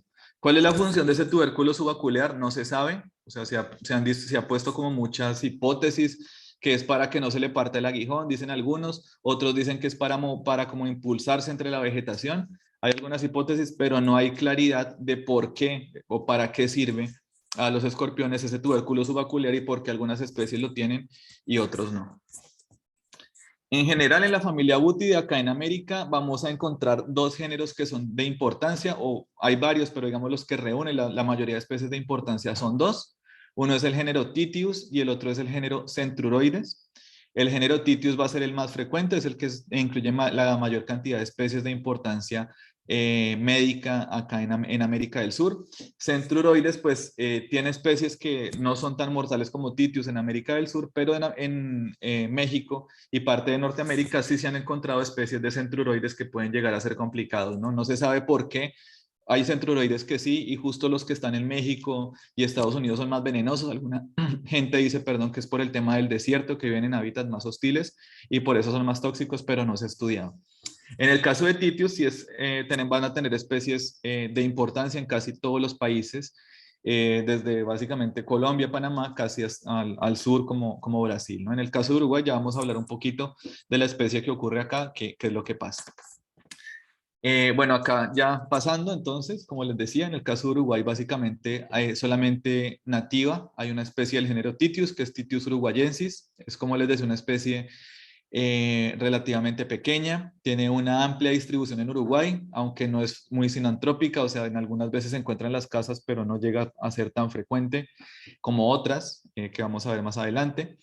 Es partenogenética, eso quiere decir que puede llegar a producir, como les decía, crías sin necesidad de un macho, puede reproducirse básicamente sola. Y la casuística y la toxicidad son poco conocidas, es decir, de acá se dice que esta especie es tóxica porque es del género Titius, pero no hay realmente mucha información que nos diga que puede ser potencialmente mortal. No se ha estudiado otros parámetros como la toxicidad, que es por ejemplo la dosis letal media, para que nos diga qué tan tóxica es. Entonces se le atribuye que es peligrosa, pero no hay evidencia concluyente que señale que realmente pues es mortal, ¿no? O puede matar a una persona o a un niño, no hay mucha información al respecto. La otra especie que hay del género Titius acá en Uruguay es esta especie de acá, que es Titius trivitatus, es una especie ya de tamaño un poco mayor, de 4 a 7 centímetros. Bueno, se caracteriza porque es bastante más grande que el uruguayensis, presenta ya una especie de bandas longitudinales y bueno, se ha registrado acá en el departamento de Colonia, donde se dice pues que fue introducida desde Argentina, ¿no? Seguramente con el tema del calentamiento global y todo lo demás empecemos a ver que estas especies gradualmente van a ampliar su distribución. También como en el caso del uruguayensis es partenogenético, se puede tener crías sin necesidad de un macho y es sinantrópica. En Argentina particularmente se encuentra muy asociada a hogares y también en Argentina se ha señalado pues que es de importancia médica y más peligrosa para lo que serían los niños, ¿no? Hay estudios, acá ustedes pueden ver, estos son estudios de accidentes causados por esta especie, Titius trivitatus en Argentina, donde básicamente dicen que sería pues los accidentes serán más frecuentes durante los meses cálidos, o sea, como una actividad más de verano. Y si ustedes se fijan, la mayoría de accidentes registrados ocurren en niños de 1 a 10 años, ¿no? Por eso se dice que es potencialmente más peligrosa para los niños, ¿sí? Muchos accidentes ocurren en manos y pies, o sea, que se pueden, básicamente porque se meten en zapatos o por una manipulación inadecuada, el niño se pone el zapato y lo pica o mete la mano en algún agujero y pues, o similar, y bueno, ahí ocurre el accidente, pero afortunadamente la inmensa mayoría de casos pues solamente llevan a lo que es dolor local, ¿no? Si ustedes se fijan, si bien hay algunos ya un poco más complejos, síntomas como parestesia, bueno,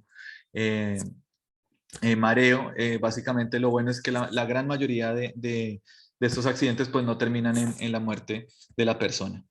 Y acá pues es básicamente para ver todas las especies pues de Titius, de este gran grupo que son los Titius que ocurren acá en América Latina, ¿sí? Esta fue una revisión de las especies, digamos, de Titius de importancia médica que se hizo, y lo que ellos encontraron es que esta familia, este género, perdón, es tan diverso, tan variable que bueno, como que tratan de proponer que los antídotos no se hagan por especies, sino por zonas, ¿no? Entonces ellos definen básicamente 4 regiones y se dice que los venenos pues los antivenenos, perdón, funcionarían mejor si nosotros los tomamos por zona que si tomamos como un veneno original y lo aplicamos a todas. Acá parece ser que hay especies, hay una que se llama Titius pachyurus, que es una que causa problemas en Colombia y Venezuela, y que es una especie también que tiene un veneno tan variable que no, el mismo antiveneno pues no tendría exactamente la misma eficiencia, sino que este variaría de acuerdo a la población que estemos evaluando. Entonces es una idea como para ver todo lo que incluyen los titius y bueno, cómo se pueden llegar a manejar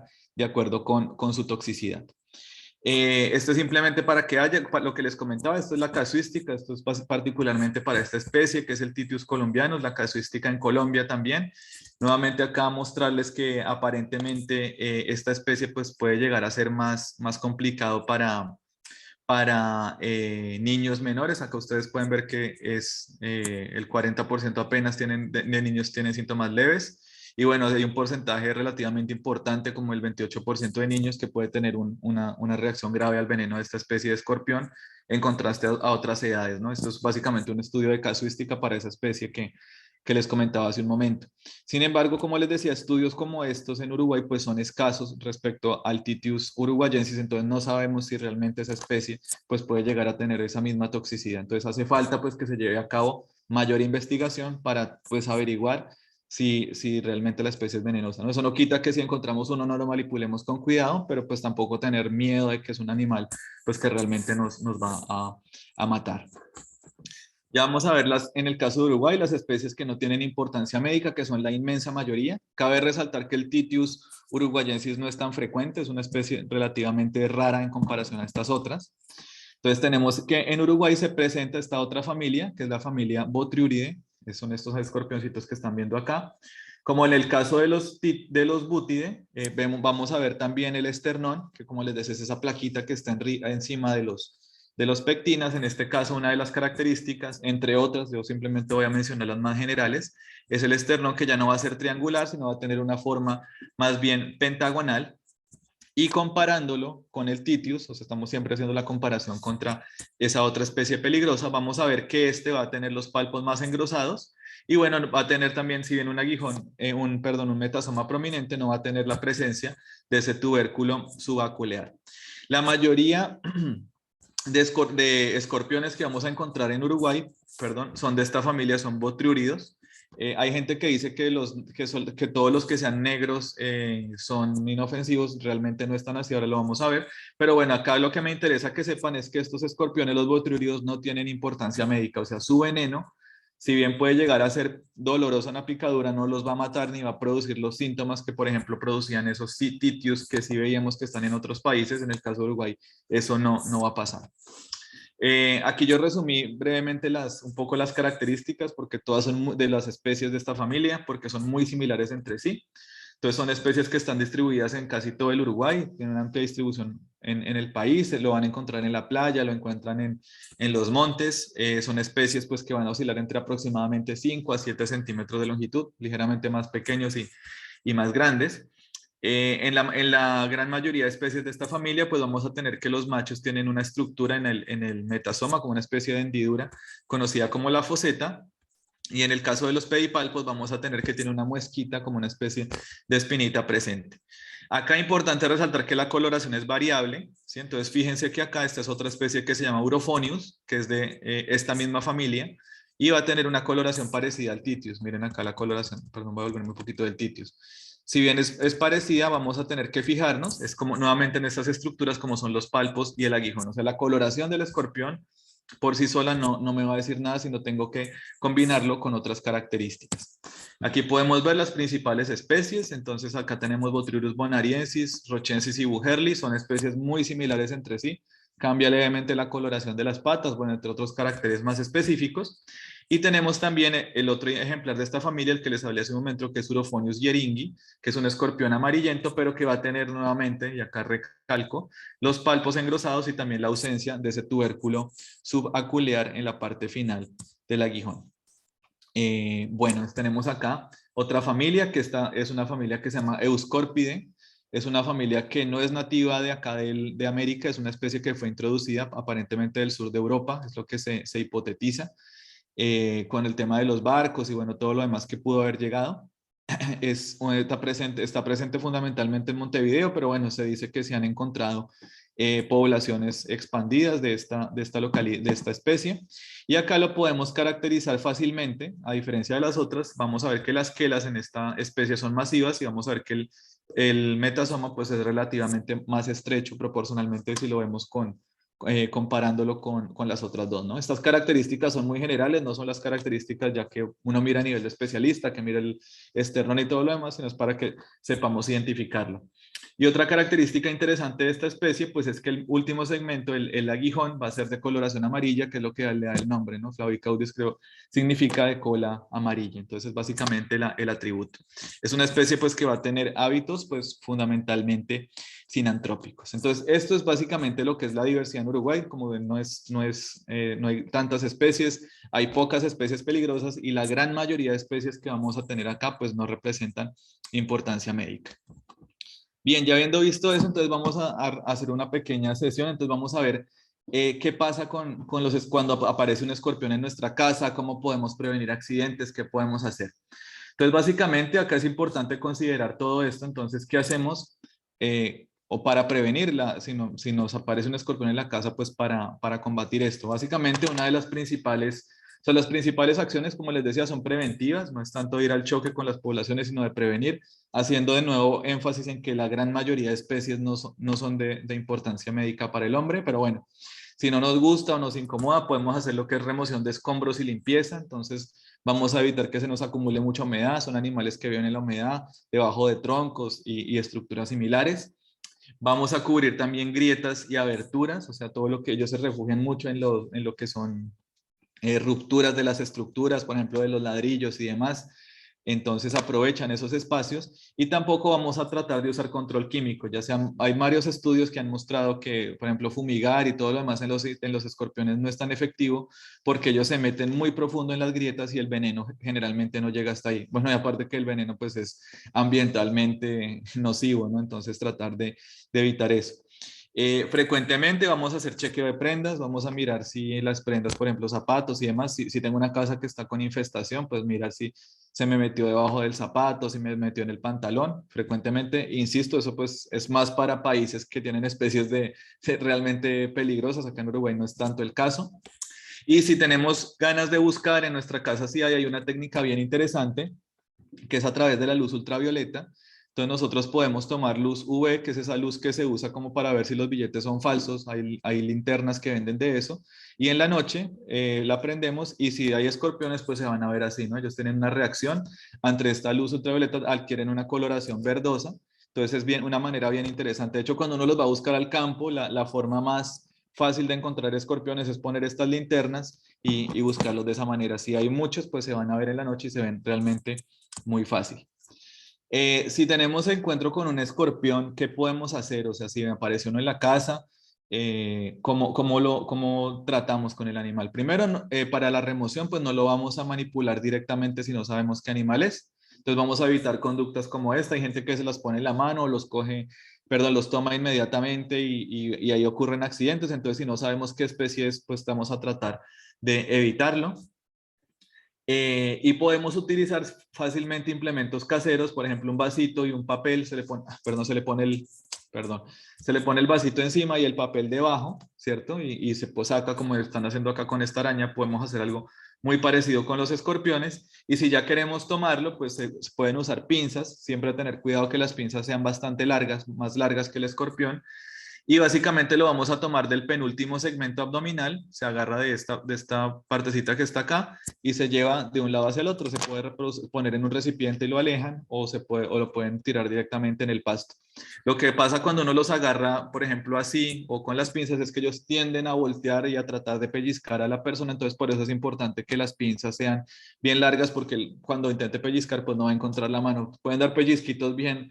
Y ahí ya vieron la fuerza en Newton, entonces ya vieron que pueden dar pellizcos bien desagradables. Entonces, si tenemos eso, removerlos.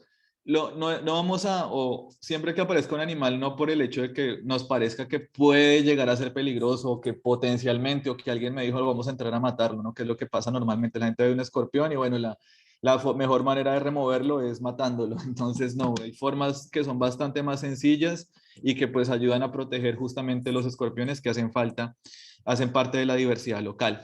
Otras características es la promoción de enemigos naturales. Entonces los escorpiones tienen muchos enemigos naturales. Esto es algo que se está explorando ahora. Entonces muchos lagartos se los comen, son depredadores de escorpiones. Tenemos también arañas. O sea, uno ve mucho en internet que los escorpiones comen arañas, pero es casi siempre al revés. Hay miles de videos en YouTube que dicen que el escorpión se come la viuda negra, haciendo particular énfasis. Es porque le ponen una viuda negra sin la tela, pero si la viuda negra tiene la tela es un depredador importante del escorpión, ¿no? Eso se llama depredación intragremial, porque a veces uno se come al otro, ¿no? A veces el escorpión encuentra la araña y se la come, y si es más grande y viceversa. Tenemos también lo que es canibalismo. Hay muchos escorpiones que son caníbales, se pueden comer otras especies o ejemplares de la misma especie más pequeñas. Y bueno, depredación por serpientes y también por estos carábidos cascarudos que están acá. Es un cascarudo que está presente en Uruguay, se llama escarites, y son animales que también se alimentan de escorpiones. Bien. También hay un trabajo de un estudiante que está haciendo acá que justamente evalúa las aves, que las aves también son uno de los depredadores así fuertes que tienen los escorpiones, y están justamente analizando el rol de las gallinas como posibles depredadores de escorpiones, ¿no? Porque justamente en Brasil hay todo un tema con el escorpión amarillo. Entonces básicamente ellos están mirando cómo se pueden usar las gallinas para combatir estos escorpiones, y bueno, también cantidad de mamíferos, como ustedes ven en los videitos anteriores, ratones que se alimentan de estos escorpiones. Y bueno, también para qué nos puede servir, que eso es una de las preguntas, más allá del veneno y eso, aquí localmente, para qué nos puede servir saber de escorpiones, qué utilidad tiene eso, o sea, qué con estos animales. Este pues fue un trabajito que hicimos acá sencillos para simplemente mostrarles, en donde analizamos pues 3 campos grandes: un campo natural o seminatural, que era con poco pastoreo; un campo ganadero sin aplicación de insecticida; y un campo agrícola ganadero. Y básicamente vimos cuál era la composición de arácnidos que estaban ahí presentes en esas zonas. Esto se hace muy sencillo, se ponen trampas y bueno, se monitorea la fauna que está allí presente. Y lo que encontramos justamente es que los escorpiones, así que uno ve que no tienen ninguna utilidad, pues efectivamente tienden a evitar todos los campos que presentan insecticidas. ¿Eso qué significa? Que los podemos usar como un indicador natural de la salud que va a tener un determinado ambiente. Si la presencia del escorpión me puede indicar, que es un estudio que estamos llevando a cabo ahora, si la presencia del escorpión me puede indicar que ese campo está libre o no de la presencia de agrotóxicos. Entonces podemos usar un animal que aparentemente es poco carismático, no tiene ninguna utilidad, justamente como un marcador ambiental. Bueno, ya para terminar, entonces, finalmente ya concluyendo la charla, entonces, ¿qué nos debe quedar de esta charla? Bueno, que primero lo que era la anatomía de escorpiones, lo que veíamos acerca de la morfología del tema de los palpos, el aguijón. También tenemos que en el caso particular de Uruguay hay pocas especies de importancia médica. Es algo que ustedes deben recordar, que la gran mayoría de escorpiones que se van a encontrar no son peligrosos para el hombre. En general, las especies peligrosas pues van a estar ubicadas en la familia Buthidae, y bueno, tener como referencia el género Titius. Si bien Centruroides es importante, también Titius va a ser uno de los que causa mayor importancia médica. En términos generales también vamos a tener que los escorpiones presentan un rol ecológico muy importante, ¿cierto? Entonces, como depredadores y también pues como organismos de bioindicación y conservación. Y finalmente que todas estas iniciativas, eso también lo decía un poco en la charla de arañas que hicimos hace un momento, no, hace un tiempo ya, pero también es importante que toda esta información llegue a la ciudadanía para poder construir espacios como el que nos hacemos acá en Alternatus, que es el de ciencia ciudadana, ¿no? Saber, por ejemplo, qué especies hay, saber qué accidentes ocurren, saber a quién le ocurren los accidentes. Todo eso ayuda a construir ciencia, y básicamente con este conocimiento, no solamente la idea es que aprendamos a conservar la diversidad local, sino aprender cómo podemos contribuir en el estudio también de esa diversidad local. Bueno, ya de todo esto era todo de mi parte. Ya muchas gracias. Y listo, y con eso ya vamos cerrando. Ira, muchas gracias. Muchas gracias a ti, Luis. Como siempre, un lujo escucharte. Estuvimos todos muy atentos, sacamos varios datos que no teníamos. Yo le recuerdo, esto que hiciste al final me encantó, porque esta charla realmente fue construida con las consultas de la misma gente, ¿no? Cuando hablábamos con Luis de hacer la charla, Luis me pidió, bueno, pregunta qué es lo que la gente quiere saber, y yo armo algo en base a eso. Y básicamente fue eso, levanté una encuesta para que la gente pudiera decir qué es lo que quería saber de los escorpiones y en base a eso, pues Luis se puso a trabajar y la verdad es que trajiste algo súper completo, porque de repente uno se suma a una charla y dice, pues yo lo que quiero saber es si me mata o no y cuál es, una reglita y listo, ¿no? Pero en realidad hay tanto para saber de estos animales, hay cosas tan interesantes que a veces ni nos las cuestionamos. Entonces, pues ya es bien importante que nosotros seamos, que tengamos el mínimo interés para ya captar toda esa información, ¿no? Otra de las cosas que tú decías también con esto de la ciencia ciudadana, la experiencia de una persona, aunque no sea científico, a veces por hacer una foto para consultar, está descubriendo algo, la ciencia con ese registro. Entonces es bien importante que todos seamos parte de esa construcción de conocimiento, que si bien tenemos a los especialistas a los que vamos a consultar, en este caso es Luis, que es nuestro asesor de acero en todo lo que tiene que ver con arácnidos y otros artrópodos, a mí lo que me gusta mucho también es que Luis se haga el espacio para enseñarnos a todos y que cada uno pueda formar su propio conocimiento también, ¿no? O sea, no depender siempre de la misma persona. Yo lo he ido aprendiendo. Antes le preguntaba todo y ahora ya he ido aprendiendo y he ido ganando un poco de autonomía también en la identificación de animales y a su vez la gente lo va haciendo, ¿no? Viste que en las redes sociales, los grupos, la gente ya va captando esa información y a su vez ellos son los que van ayudando a los demás. Entonces, pues esta es la invitación a que tengan ganas de aprender y a que revisen de nuevo la charla por cualquier cosa que les haya quedado pendientes, va a quedar en YouTube.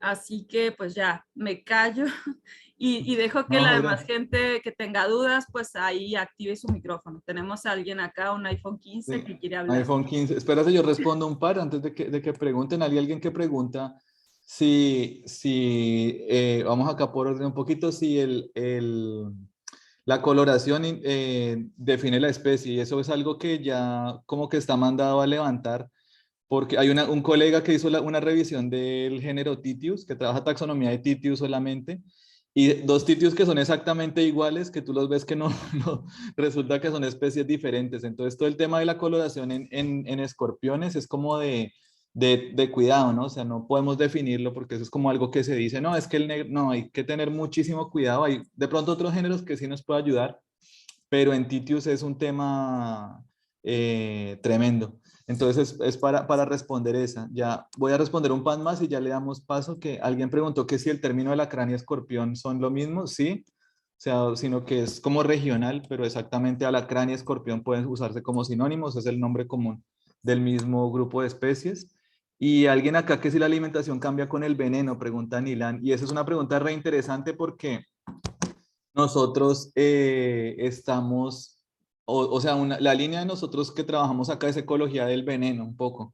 Entonces estamos tratando de incursionar si en escorpio, o sea, si eso de la dieta, que es un poco lo que hacemos con arañas, si la toxicidad hacia los vertebrados se debe a que incluyen vertebrados en la dieta o no. Viste, hay escorpiones que comen serpientes, que como que no se ha registrado mucho, pero bueno, se sabe si realmente de pronto esa adaptación a alimentarse de vertebrados, o sea, esa toxicidad para nosotros, una adaptación a alimentarse de vertebrados, no se ha explorado, pero es un campo que es súper interesante para evaluar.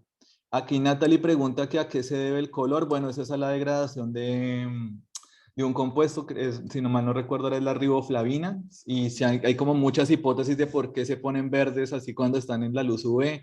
Hay unos que dicen que es para atraer insectos, hay otros que dicen pues que es para comunicación. Entonces es un tema que está también en permanente cambio. Es súper interesante esa pregunta, pero bueno, ya vamos a darle acá paso a las dos preguntas y vamos ya respondo al 59, no, al 59 algo y vamos con iPhone 15 y Martín, perdón, no sé, iPhone 15 quién era, si se fue ya, pero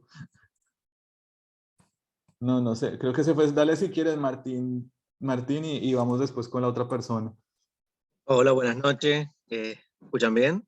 Ujú. Vale, gracias, Emma. Bueno, Luis, muchas gracias como siempre. Siempre un placer escucharte.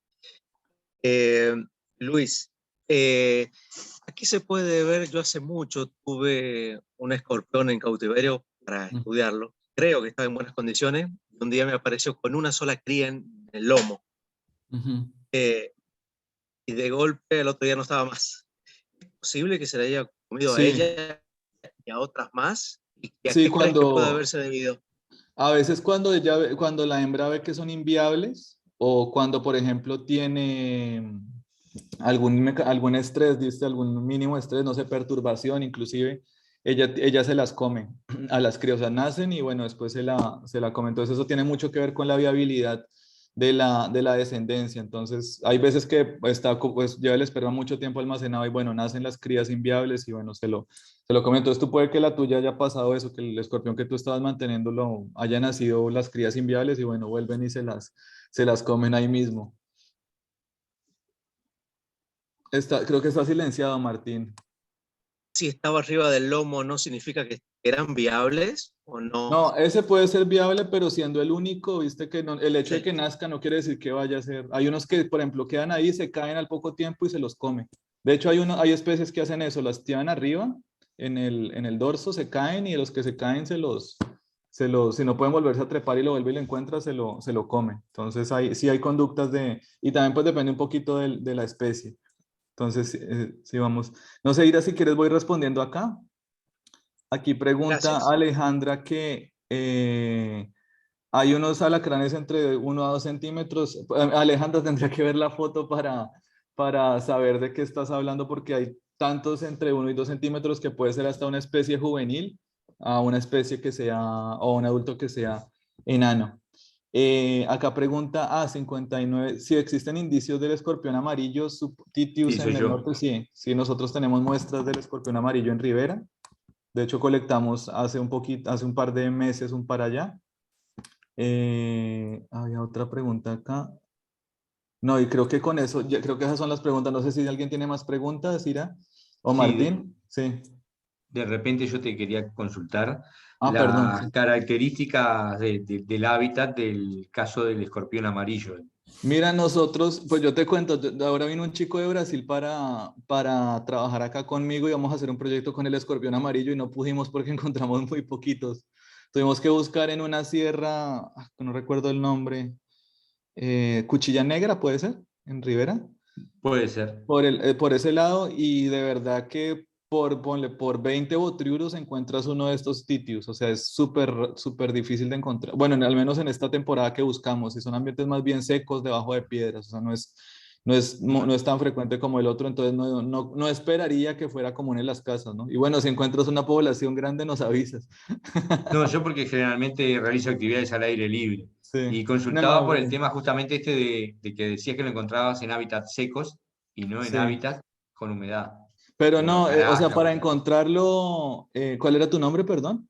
Daniel, Daniel, para encontrarlo, Daniel, tienes que buscar debajo de las piedras, remover hojarasca, no es un animal que tú encuentres, o sea, y la otra es de noche, ¿no? De noche sí lo puedes encontrar activo, pero no son animales que, bueno, esos son detalles que de pronto no mencioné, la mayoría son de actividad nocturna, ¿no? nocturno. Entonces, no, eso que tú ves en las películas que el escorpión en el desierto al Sí, mediodía, sí, en el medio de la luz no, no, no es no tan, existe. no es tan así, sí, entonces no la vas a ver fácilmente al aire libre, ¿no? Entonces, no te preocupes por eso, como te decía, no sé, primero es difícil encontrarlo, después que te pique y después como que la toxina sea lo suficientemente fuerte para matar a una persona, no se sabe. Muchas Ah, bueno, acá gracias. me dice Gitano, bien, entonces vamos a ir a India Muerta a buscar porque necesitamos para el proyecto. Gracias, Gitano. Y acá alguien preguntaba si se pueden consumir. Sí, hay una movida para consumir un escorpión gigante que es bueno, hubo una movida, Pandinus imperator, que es un escorpión enorme. Hubo una movida en Estados Unidos y todo lo demás para ponerlo como opción culinaria, ¿no? Entonces sería como comer una langosta un poquito más pequeña, dicen los que la comían. Entonces sí es posible consumir escorpiones. O sea, el veneno no es que te vaya a impedir, ¿no? Porque el veneno es una proteína, entonces cuando se cuece o se modifica la temperatura, digamos, en que funciona, el veneno se degrada. Entonces sí es una opción. No sé si alguien tiene más preguntas. Yo tengo una pregunta, Luis. Sí. A que le dicen titius amarillo, ¿se refieren al uruguayensis o a otra especie? Hasta donde yo sé es el uruguayensis porque el Triditatus estaría restringido a Colonia, ¿no? Pero podría tratarse, habría que ver al animal directamente para ver ¿A qué se refiere? Viste que el nombre común no siempre, o sea, muchas veces no es tan fiable porque depende de la persona, ¿no? Entonces, pero si a la persona le parece que es escorpión amarillo y te dice que es amarillo, te lo lleva y bueno, puede que sea otra cosa. A nosotros nos ha pasado muchísimo, inclusive con los que trabajamos allá en Colombia, con algunos chicos que hay más, te dicen el negro, el alacrán negro y el alacrán negro son como 7 especies diferentes, entonces depende mucho de lo que se mire. Acá en Uruguay, digamos, por la presencia de especies y la incidencia, yo diría que es el uruguayensis, pero habría que ver. Acá pregunta Gabriel que si es posible encontrar Flavicaudis en Montevideo. No, o sea, es relativamente difícil, Gabriel, no es tan común. Se puede encontrar si se busca, por ejemplo, en accesos donde se hayan registrado poblaciones, pero no sería tan común. Sí, bueno, los amarillos pueden entrar por colonia. Es un registro que se ha hecho y es lo que dice acá Gitano, pero estaría bueno hacer un relevamiento de ver qué tanto es, ¿no? Porque en el caso de Buenos Aires fue bien interesante, hay un trabajo que muestra que tienen como una dispersión como que llegan puntos de mercadeo y se van dispersando desde ahí, ¿no? Entonces hizo como un trazado de toda la población como para ver cuál es el punto de origen donde están partiendo los escorpiones. Entonces sí es una buena, pues sería un estudio hacer, ¿no? Ver la distribución de la especie, qué tanto son, qué tanto o qué tan lejos llega de donde se ha registrado originalmente. Y Martín, dime, Martín, ¿estás? Sí, ¿a qué se debe que a veces pueden dejar como recostada la cola sobre el ¿Cómo? piso? A veces he notado que dejan la cola, Ajá. ¿sí?, recostada sobre el piso y no la posición Ah. típica de arriba del cuerpo. No, es que viste que la típica te la venden, pero no es de todos. Acá muchos de los que tienen ese hábito fosorial siempre reposan con el metasoma al lado. Los que vienen en grietas y eso. Hay un trabajo que después, no lo mostré, pero salió hace poquito también que se llaman ecomorfos, como formas de escorpiones que hay. Entonces hay unos como que los que tienen cierto estilo de vida, cuerpo aplanado, tienden también a veces recuestan la cola pero es digamos, una forma de descansar de pronto y también puede ser que siempre nos han vendido la idea de que todos los escorpiones reposan con la cola sobre el dorso, ¿no? Entonces, muchos vas a ver que también generalmente los encuentras con el metasoma recostado al ladito del cuerpo. A veces responde bien, gracias, Martín. Aquí. Sí. Bueno, estaría bueno, por ejemplo, lo que dice Gitano, de pronto mirar esos camiones de madera y ver, o sea, de pronto pasarle una luz ultravioleta y ver si es por ahí que se están introduciendo los escorpiones, ¿no? Y bueno, y también ver cómo el tema del, em, del calentamiento o de la modificación ambiental, pues va a influir en que ciertas especies puedan llegar a entrar, ¿no?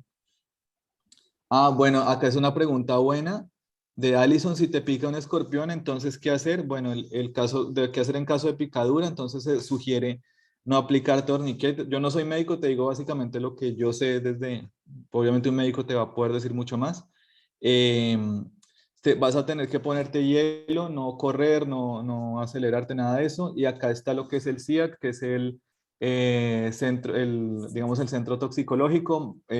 Puedes hacer el registro ahí. Importante, si tienes el accidente, tratar de guardar lo que es el animal, una foto del animal o el ejemplar en alcohol, si lo matan o si le pegan, o el ejemplar vivo, para justamente saber quién fue el que causó el accidente, ¿no? Entonces, poner hielo, guardar el ejemplar y reportar al CIAT inmediatamente después de que tenga el accidente. Si sospechas, pues más aún si sospechas que es una especie de importancia médica. Aquí, Cintia, que si es posible encontrarlos en la playa, en la arena, sí. Por ejemplo, el rochensis, el Botrylus rochensis se encuentra asociado a playas. Y no, acá preguntan Ilan que si la creencia que los escorpiones se suicidan es cierta. No, creo que es hacían como un mito que le ponen como un neumático prendido en fuego y que ponían el escorpión en la mitad y que el escorpión se mataba antes de prenderse fuego. Ese es el que yo conozco. Y básicamente cuando el animal queda tostado, pues queda como con el aguijón plegado y decían que por eso era que se suicidaba, pero no es cierto que se suiciden, ¿no?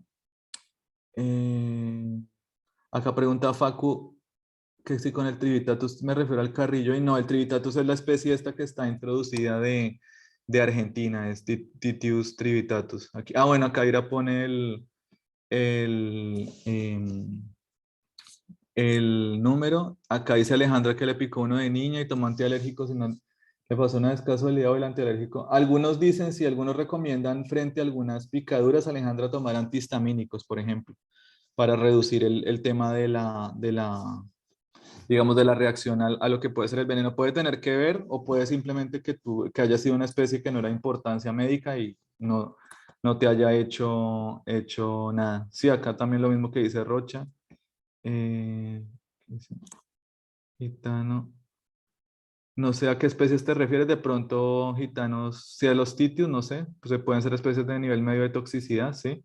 Sí, la gran mayoría de titius son de nivel medio, pero como les decía, ya entendí. Pues habría que ver el tema lo que estás comentando ahí del Trivitatus, Facu, si es exactamente la misma, lo que habría que hacer es analizar las poblaciones y ver si es lo mismo, ¿no? Te digo porque hay muchos escorpiones que eh, son una especie y a nivel poblacional, cuando ya se hacen revisiones, digamos, a nivel de específicas, pues el escorpión ya pasa a tener otro nombre. Habría que ver si este Trivitatus cambió toda la unidad de la familia, eso desconozco, habría que ver con quién hizo la revisión y mirar si se está hablando de la misma especie de los dos.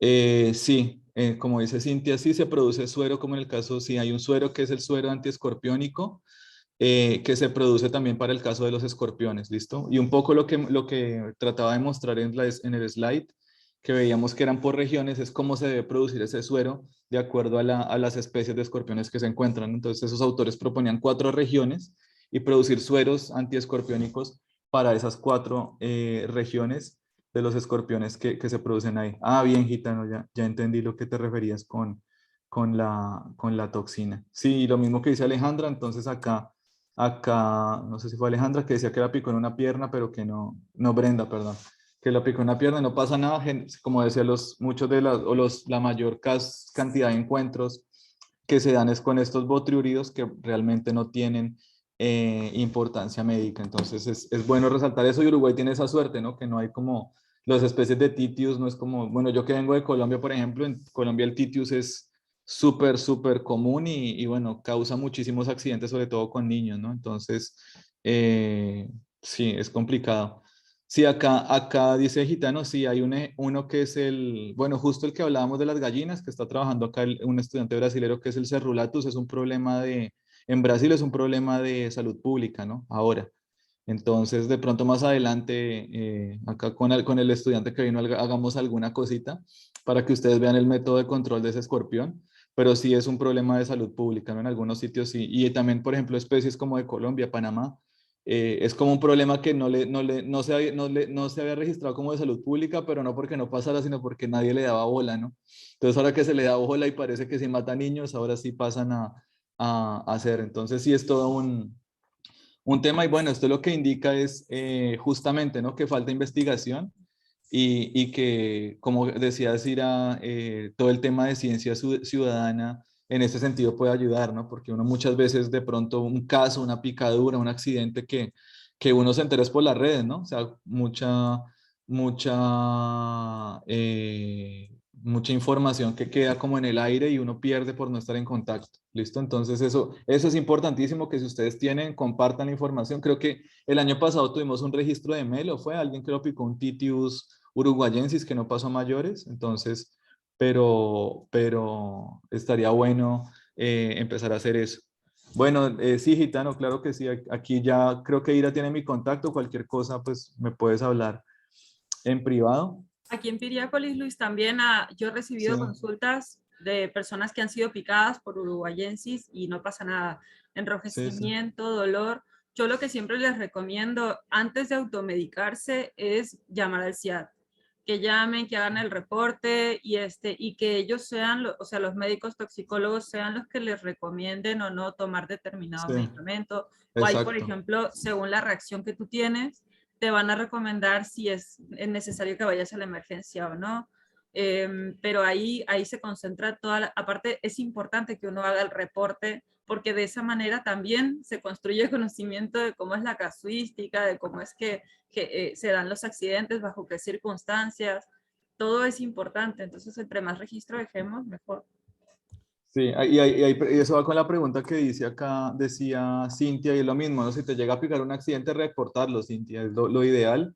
Si es algo que desconoces o si es una especie que parece exótica, reportarlo y bueno, sacar foto y comunicarte inmediatamente al CIAT, ¿no? El tratamiento no va a cambiar mucho y muchas especies de escorpiones no, bueno, no sé qué es uno de estos asiáticos que son súper mortales, pero digamos que el tratamiento es relativamente similar. Y acá pues me gusta mucho este comentario que hace Facu, no sé quién es, Facu creo que ha preguntado algo ahorita, y es que sí, justamente eso, que ahí dicen que hay cerulatus y bahiensis en Argentina, supongo que debe ser, donde él dice, pero que al haber pocos estudios, pues que no se considera de importancia médica, pero en Brasil sí, y es eso, sí.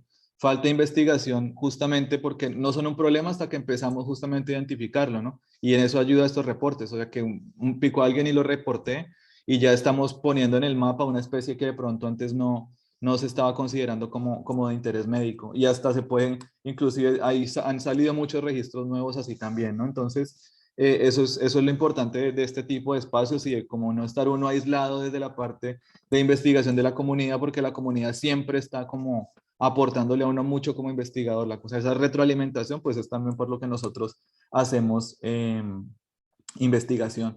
Y acá, bueno, Gitano confirma un poco que sí, en Uruguay sí, yo también estaba como tenía la misma información, que no se habían constatado muertes por escorpiones acá en Uruguay a la fecha, ¿no? Y un poco ahí ir a lo que va con lo que decía Ira, que en Piriápolis y en otros sitios hemos visto accidentes con uruguayensis que no habíamos visto.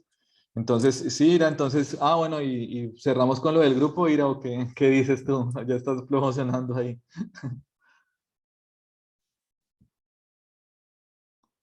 Entonces, bueno, Ira, si quieres decir desde el grupo, Ya estamos llegando a 10.000 miembros en el grupo, ¿qué te parece? está récord entonces. Sí, sí, está lindo, viene creciendo rápido. Mucha gente preguntando, viste que la información de arácnidos, de reptiles, es muy dispersa. La información que de repente uno encuentra en la web es contradictoria con otras cosas o está desactualizada. Entonces, a veces la gente pues quiere algo rápido y bueno, y recurre a las redes sociales y pues ya que tengan un espacio donde realmente se maneje con responsabilidad, con gente capacitada para dar una mano. Bueno, Martín tiene su grupo también ahí, es Reptiles, Arácnidos y otros incomprendidos de San Luis. Ese grupo está muy bueno. Bueno, es en Argentina, pero también hay especies que se comparten con Uruguay. Está Reptiles, Arácnidos y Anfibios de Uruguay, Grupo de Ciencia Ciudadana, eso es para especies uruguayas, pero también sirve para algunas especies que compartimos con Argentina. Y bueno, la idea es que nada, que no se quede en el aire la información, los registros, que haya muchas opciones de compartirlo y que haya pues mucha gente ayudando también. Sí, Acá Facu dice, yo los invito al nuestro, Insectos y Arácnidos de Argentina. Bueno, bueno, vamos a entrar entonces en sí, ese, sí. el de Facu, que... Sí, claro, la idea es que sepan a dónde pueden recurrir para consultar y bueno, y que se enteren también de actividades, ¿no? Martín, por ejemplo, siempre está compartiendo en su grupo actividades sobre el tema, instancias educativas. Yo también hago mucha promoción ahí, en fin, ¿no? La idea es que esto no quede acá, sino que se siga moviendo. Sí, Ira, está buenísimo y pues poder seguir haciendo estos espacios y estos grupos, pues si bien a veces son como uno los piensa como muy localistas, pero hay cosas que son genéricas, información que es genérica, que bueno, que siempre puede ayudar a salir o a salir de dudas o aprender más. Entonces, nada, cuando tengan dudas también y bueno, ven que nosotros desde acá le podemos colaborar. Bueno, creo que Ira, yo no soy muy usuario del Instagram, pero Ira, me ayudas de pronto a compartir cualquier cosa después, Ira, el Sí, Instagram para sí, sí. poner información o al correo pueden enviar si tienen información de más o si quieren aprender o un dato, registro. Bueno, acá somos muy abiertos con toda esta información y bueno, la idea es seguir intercambiando y seguir aprendiendo, ¿no? Ojalá en algún momento podamos hacer algún proyecto con ciencia ciudadana, estaría genial con el tema de arácnidos ya, que ahora está como en boom ese tema, podremos más adelante aquí como con todos los grupos, aquí compartió otro gitano y bueno, y podemos de pronto ir moviendo más a futuro toda esa movida. Así es, bueno Luis, nuevamente te agradezco tu tiempo este jueves por la noche. Bueno, Ira. Le agradezco a toda la gente que se quedó, ya son casi 50, después de 2 horas, es récord también. Sí. Muchas gracias a todos los que nos acompañaron. Vamos a estar haciendo más actividades el próximo domingo, no, este domingo no, el siguiente vamos a tener una transmisión en vivo por Facebook que se va a llamar Primeros Auxilios en Ofidismo en América Latina. Eso va a estar muy bueno porque todos queremos saber cómo ganar tiempo si nos muerde una serpiente venenosa y estamos a muchos kilómetros de un hospital. Va a ser general, serpientes venenosas en general de América Latina, así que está bueno que nos sumemos. En fin, bueno, no les estiro más el tiempo. Muchas gracias. Esta charla la van a poder volver a ver en YouTube. Me quedo con sus correos en el chat para después hacerles llegar la constancia. ¿Sí? Bueno, Ira, muchas gracias a todos y nos estamos viendo. Y bueno, gracias a todos por asistir. Gracias, nos vemos. Gracias. Adiós. Gracias, chao. Chau, chau. Muchas gracias a todos. Gracias, buenas noches. Excelente. Muchas gracias, chao. Gracias.